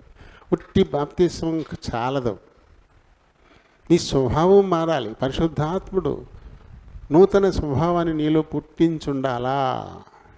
ఇంతకుముందు ఏమేం చేశాము అవన్నీ పోవాలి. ఇప్పుడు మళ్ళీ అవివేకం పోవాలా, అవిధేయత పోవాలా, మోసం అనేది పోవాలా, నానా విధములైన దురాశలు అనేవి పోవాలా, అలా ఇతర భోగముల మీద ఆశ పోవాలా, దుష్టత్వం పోవాలా, అసూయ, ఇవన్నీ పోవాలా. ఇవన్నీ పోయినాయి అంటేనే పరిశుద్ధాత్ముడు మనలో నూతన స్వభావాన్ని కలుగు చేశాడు అని అర్థం. అప్పుడు మాత్రమే రక్షణ అనేది మనకు దొరుకుతుంది. సరే కదా? ఏం చేయాలి ఇప్పుడు మనం? ఇవన్నీ మనం చూసుకోవాలి. ఇవి పోవాలి. ఇవి పోయినాయి అంటేనే మనలో నూతన స్వభావాన్ని పరిశుద్ధాత్మ దేవుడు కలగజేశాడని అర్థం. అలా కలగజేయకపోతే రక్షింపబడ్డ వారం కాదట. ఆయనే స్పష్టంగా చెప్తున్నాడు కదా. ఏమంటాడు ఆయన? చూడండి, పునర్జన్మ సంబంధమైన స్నానము ద్వారాను పరిశుద్ధాత్మ మనకు నూతన స్వభావం కలుగు చేయుట ద్వారాను మనలను రక్షించెను. క్రియల వల్ల కాదు. ఈ రకంగా దేవుడు కనికరించి పునర్జన్మ సంబంధమైన స్నానము ప్లస్ చాలామందికి పరిశుద్ధాత్ముడు వారి హృదయంలో నూతన స్వభావాన్ని కలిగి చేయడం లేదు, అది పొందట్లే, మనసు మారట్లేదు. మారు మనసు లేని బాప్తిస్మాలు బాప్తిస్మం పొందేస్తున్నారు అంతే. కానీ వారి హృదయంలో పరిశుద్ధాత్ముడు నూతన స్వభావాన్ని ఇవ్వట్లే, కార్యం చేయట్లే. అంతకుముందు ఎలా ఉన్నారు ఇప్పుడు అలాగే ఉంటున్నారు. ఆ అవివేకం పోవటం లేదు, ఆ అవిధేయత పోవటం లేదు, ఆ తిరుగుబాటు స్వభావం పోవటం లేదు. అలాగే దేవుని ప్రేమ, దేవుని దయ, దేవుని వాత్సల్యత, కనికరం ఇలాంటివి అలవరుచుకోవట్లేదు. ఆ అసూయ అలాగే ఉంటుంది, ఆ ద్వేషం అలాగే ఉంటుంది. అది బలలో పాలు పంపులు పొందారు. దానివల్ల రోగాలు వస్తాయన్నాడు పౌలు గారు. మీరు అవిధేయులుగా అందులో పాలు పొందడాన్ని బట్టి మీలో అనేకులు రోగులు అవుతున్నారు, చాలామంది చచ్చిపోతున్నారు కూడా. ఎందుకు అది అంటే కొంతమంది బతుకున్నారు కానీ చచ్చిపోయారు ఆత్మీయంగా. చచ్చిపోతే నరకానికి వెళ్తారనమాట. దాని అర్థం అది. చాలామంది చనిపోతున్నారంటే నేను ఎక్కడ చచ్చిపోయాను, ప్రాణాలతో ఉన్నాను కదా అనుకుంటున్నాం. నీలో ప్రాణం ఉందంతే, ఆత్మ పాతాళానికి సిద్ధంగా ఉంది. దీన్ని మనం ఆలోచించుకోవాలి. ఆయన దేహం, రక్తం అవి ఎంత మేలు చేస్తాయి, అంత కీడు కూడా చేస్తాయి. యోగ్యులుగా పాలు పొందితే అంతకందుకు ఆత్మీయంగా వర్ధిల్లుతాం, ఇంకా ఇంకా ఇంకా ఇంకా బలపడతాం. అవిధేయులుగా పాలు పొందితే ఇంకా ఇంకా ఇంకా ఇంకా దిగజారిపోతాను. దీన్ని ఆలోచన చేసుకోండి, మీ హృదయాలను పరిశీలన చేసుకోండి. బాప్తీసం తీసుకోవడం బలలో పాలు పొందడానికి అర్హత కాదు. ఎందుకంటే వాళ్ళు రక్షింపబడ్డట్టు కాదు, వాళ్ళు రక్షింపబడిన వారికే అర్హత. అది ఎలా అన్నాడు? పరిశుద్ధాత్ముడు వారి హృదయాల్లో నూతన స్వభావాన్ని కలిగించాలంటాడు. అంటే అంతకుముందు ఉన్నవన్నీ మారిపోవాల్సి ఉంటుంది. పనికిరాని అన్నీ తీసి పక్కన పడేయాలి, పనికొచ్చేవన్నీ అందులో అలంకరించుకోవాలి. ఇది మనకు తెలియదా? సంవత్సరం పండగకి ఇల్లు శుభ్రం చేస్తాం కదా, అందులో ఎప్పుడో పాత అయిపోయిన ఎల్లా పీకేసి పక్కన తగలెడతాం, మంచి నీట్గా అలా పెట్టుకుంటాం. అప్పుడే ఇల్లు ఒకసారి చూసుకున్నా బాగుందా ఇల్లు అనుకుంటాం, అవునా? అది బాగపోయినా పెద్ద ప్రమాదమే లేదు. కానీ ఈ హృదయంలో సర్దుబాటు బాగోకపోతే మాత్రం ఖచ్చితంగా ప్రమాదమే. ఈ హృదయాన్ని చాలా జాగ్రత్తగా దేవునికి ఇష్టమయ్యే విధంగా దాన్ని సర్దుకోవాలి. ఈ హృదయంలో కూడా 4 గదులు ఉంటాయి, గుండెలో 4 గదులు ఉంటాయి, తెలుసా మీకు? పై 2 గదులు, కింద 2 గదులు. ఎక్కడ ఏది పెట్టాలో అక్కడ పెట్టాడు దేవుడు, కాబట్టి బాగా పని చేస్తుంది. కొన్ని బూజెట్టేస్తాయంట, అప్పుడే హార్ట్ అటాక్ వస్తుంది. వాల్వులు పూడిపోయినాయి అంటే ఆపరేషన్ చేస్తారు చూసారా, పొడగొట్టేసుకుంటున్నాం మనమే. దేవుడు చాలా నీట్గా పెట్టాడు లోపల. ఆ గదులను మంచి వాటితో అలంకరించుకుంటే ఆ గుండెకి ఏ జబ్బు రాదు. పరిశుద్ధాత్ముడు హృదయంలో నూతన స్వభావాన్ని కలిగించటం ద్వారా, నూతన స్వభావం కలిగిస్తే ఆ గుండె చాలా బాగుందని అర్థం అక్కడ. లేకపోతే దేవుడికి ఇష్టం కానీ పనికి మాలి అన్నీ అందులో ఉన్నాయన్నమాట. వాటి వల్ల చాలా నష్టం ఉంది. ఎలాంటి నష్టం అంటే రక్షణ లేకుండానే ఈ ప్రాణం పోయే పరిస్థితి. ఆ తర్వాత ఎక్కడికి వెళ్తావు? పాతాళానికే. నిత్య నరకం. చావు రాదు, ఏడుపు పోదు, ప్రలాపించడం నిరంతరము ప్రలాపించడమే. ఈ లోక సంబంధంగా కొన్ని జబ్బులు చచ్చిపోతే తాత్కాలికంగా నొప్పి కనపడదు, కానీ అక్కడ అటువంటిది కూడా లేదు. అగ్ని ఆరదు, పురుగు సావదంట. కాబట్టి ఇక ఎండలేదు అక్కడ, నిరంతరము వేదనే. తప్పించుకోవడానికి ఈ లోకంలోనే ఉండగానే మనకుంది మార్గం. లోకం విడిచాక లేదు ఇక. కాబట్టి మారు మనసు ముందు పొంది అన్నీ ముందు ఒప్పుకున్న తర్వాతే బాప్తిస్మానికి రావాలి. వచ్చిన తర్వాత పరిశుద్ధాత్మ దగ్గర ఓపికతో కరిపెట్టాలి, మౌనంగా ఉండాలి. కొన్నాళ్ళు నేను బాప్తిస్మం పొందేశాను అని కాళ్ళు ఎగరేసుకుంటాం కాదు. ఏముంటుంది దానివల్ల నీకు లాభం? కనిపెట్టాలి. హృదయంలో నూతన స్వభావాన్ని పరిశుద్ధాత్ముడు కలగజేయాలి. అప్పుడే అన్నీ బాగుంటాయి. అన్నీ 3 రోజుల పాటు తిండి ఎక్కడ నిద్ర లేకుండా 3 రోజులు దమస్కు వీధిలో మేడగదిలో పడి ఉన్నాడు సౌలు. 3 రోజులు ఉన్నాడు అలా. ఆ 3 రోజులు 72 గంటల పస్తున్న తర్వాత ఏడ్చిన తర్వాత అప్పుడు ఆ గత జీవిత సంబంధమైన వాటి అన్నిటినీ కడిగేశాడు దేవుడు. కన్నీటితో కడిగేశాడు. ఆ పొరలు కూడా ఊడి పడిపోయినాయి. ఇప్పుడు అంతా చాలా చక్కగా కనపడింది. పూర్తిగా మారిపోయాడు పౌలు కదా. అలా కనిపెట్టాలి. బాప్తిసం పొందిన తర్వాత పరిశుద్ధాత్ముడు నూతన హృదయాన్ని కలిగించుతుంది. ఆ సమయం వరకు ఓపికతో మనం కనిపెడుతూ ఉండాలి, దేవుని నియంత్రించుకుంటూ ఉండాలి. ఎక్కడ మళ్ళీ పాత జీవితం వైపుకి వెళ్ళిపోతామో ఆ అలవాట్లు వచ్చేస్తాయి. ఆ మాట నా నోటంటా వచ్చేద్దు, ఆ చూపులు, ఆ నడతలు అలవాటైపోయి ఇంకా చాలా కాలం పాటు అవి వచ్చేస్తాయేమో అని చాలా నియంత్రించుకోవాలి. చాలా జాగ్రత్తగా మనం చూసుకోవాలి. లేకపోతే దేవుని ఆశీర్వాదానికి బదులు శాపం వచ్చే తీరుంది. దేవుడి మాటల్ని దీవించును గాక. ప్రేమ కలిగిన మా ప్రియ పరలోకపు తండ్రి, వందనాలు, స్తోత్రాలు. ఇంతవరకు మా మధ్య నుండి మాకు నేర్పించిన ఆత్మీయ సత్యాలను బట్టి హృదయమారా మిమ్మల్ని స్తుతిస్తూ ఘనపరుస్తున్నాను. మా ప్రియులు ఆరాధించిపోతున్నారు. ఆ తదుపరి బలలో పాలు పంపులు పొందబోతున్నాం. వారి హృదయాలను జాగ్రత్తగా పరిశీలన చేసుకోవడానికి, హృదయపూర్వకంగా మిమ్మల్ని ఆరాధించడానికి సహాయం చేయండి అని బాప్తిసం పొందిన వారు చాలామంది ఆరాధన చేయకుండానే దేహంలో రక్తంలో పాలు పంపులు పొందుతున్నారు. అది సరి కాదు. కాబట్టి ఆయన వారు ఆరాధించడం నేర్చుకునేలా వారి మీద నీ చిత్తమైతే ఒత్తిడి తీసుకొని రండి.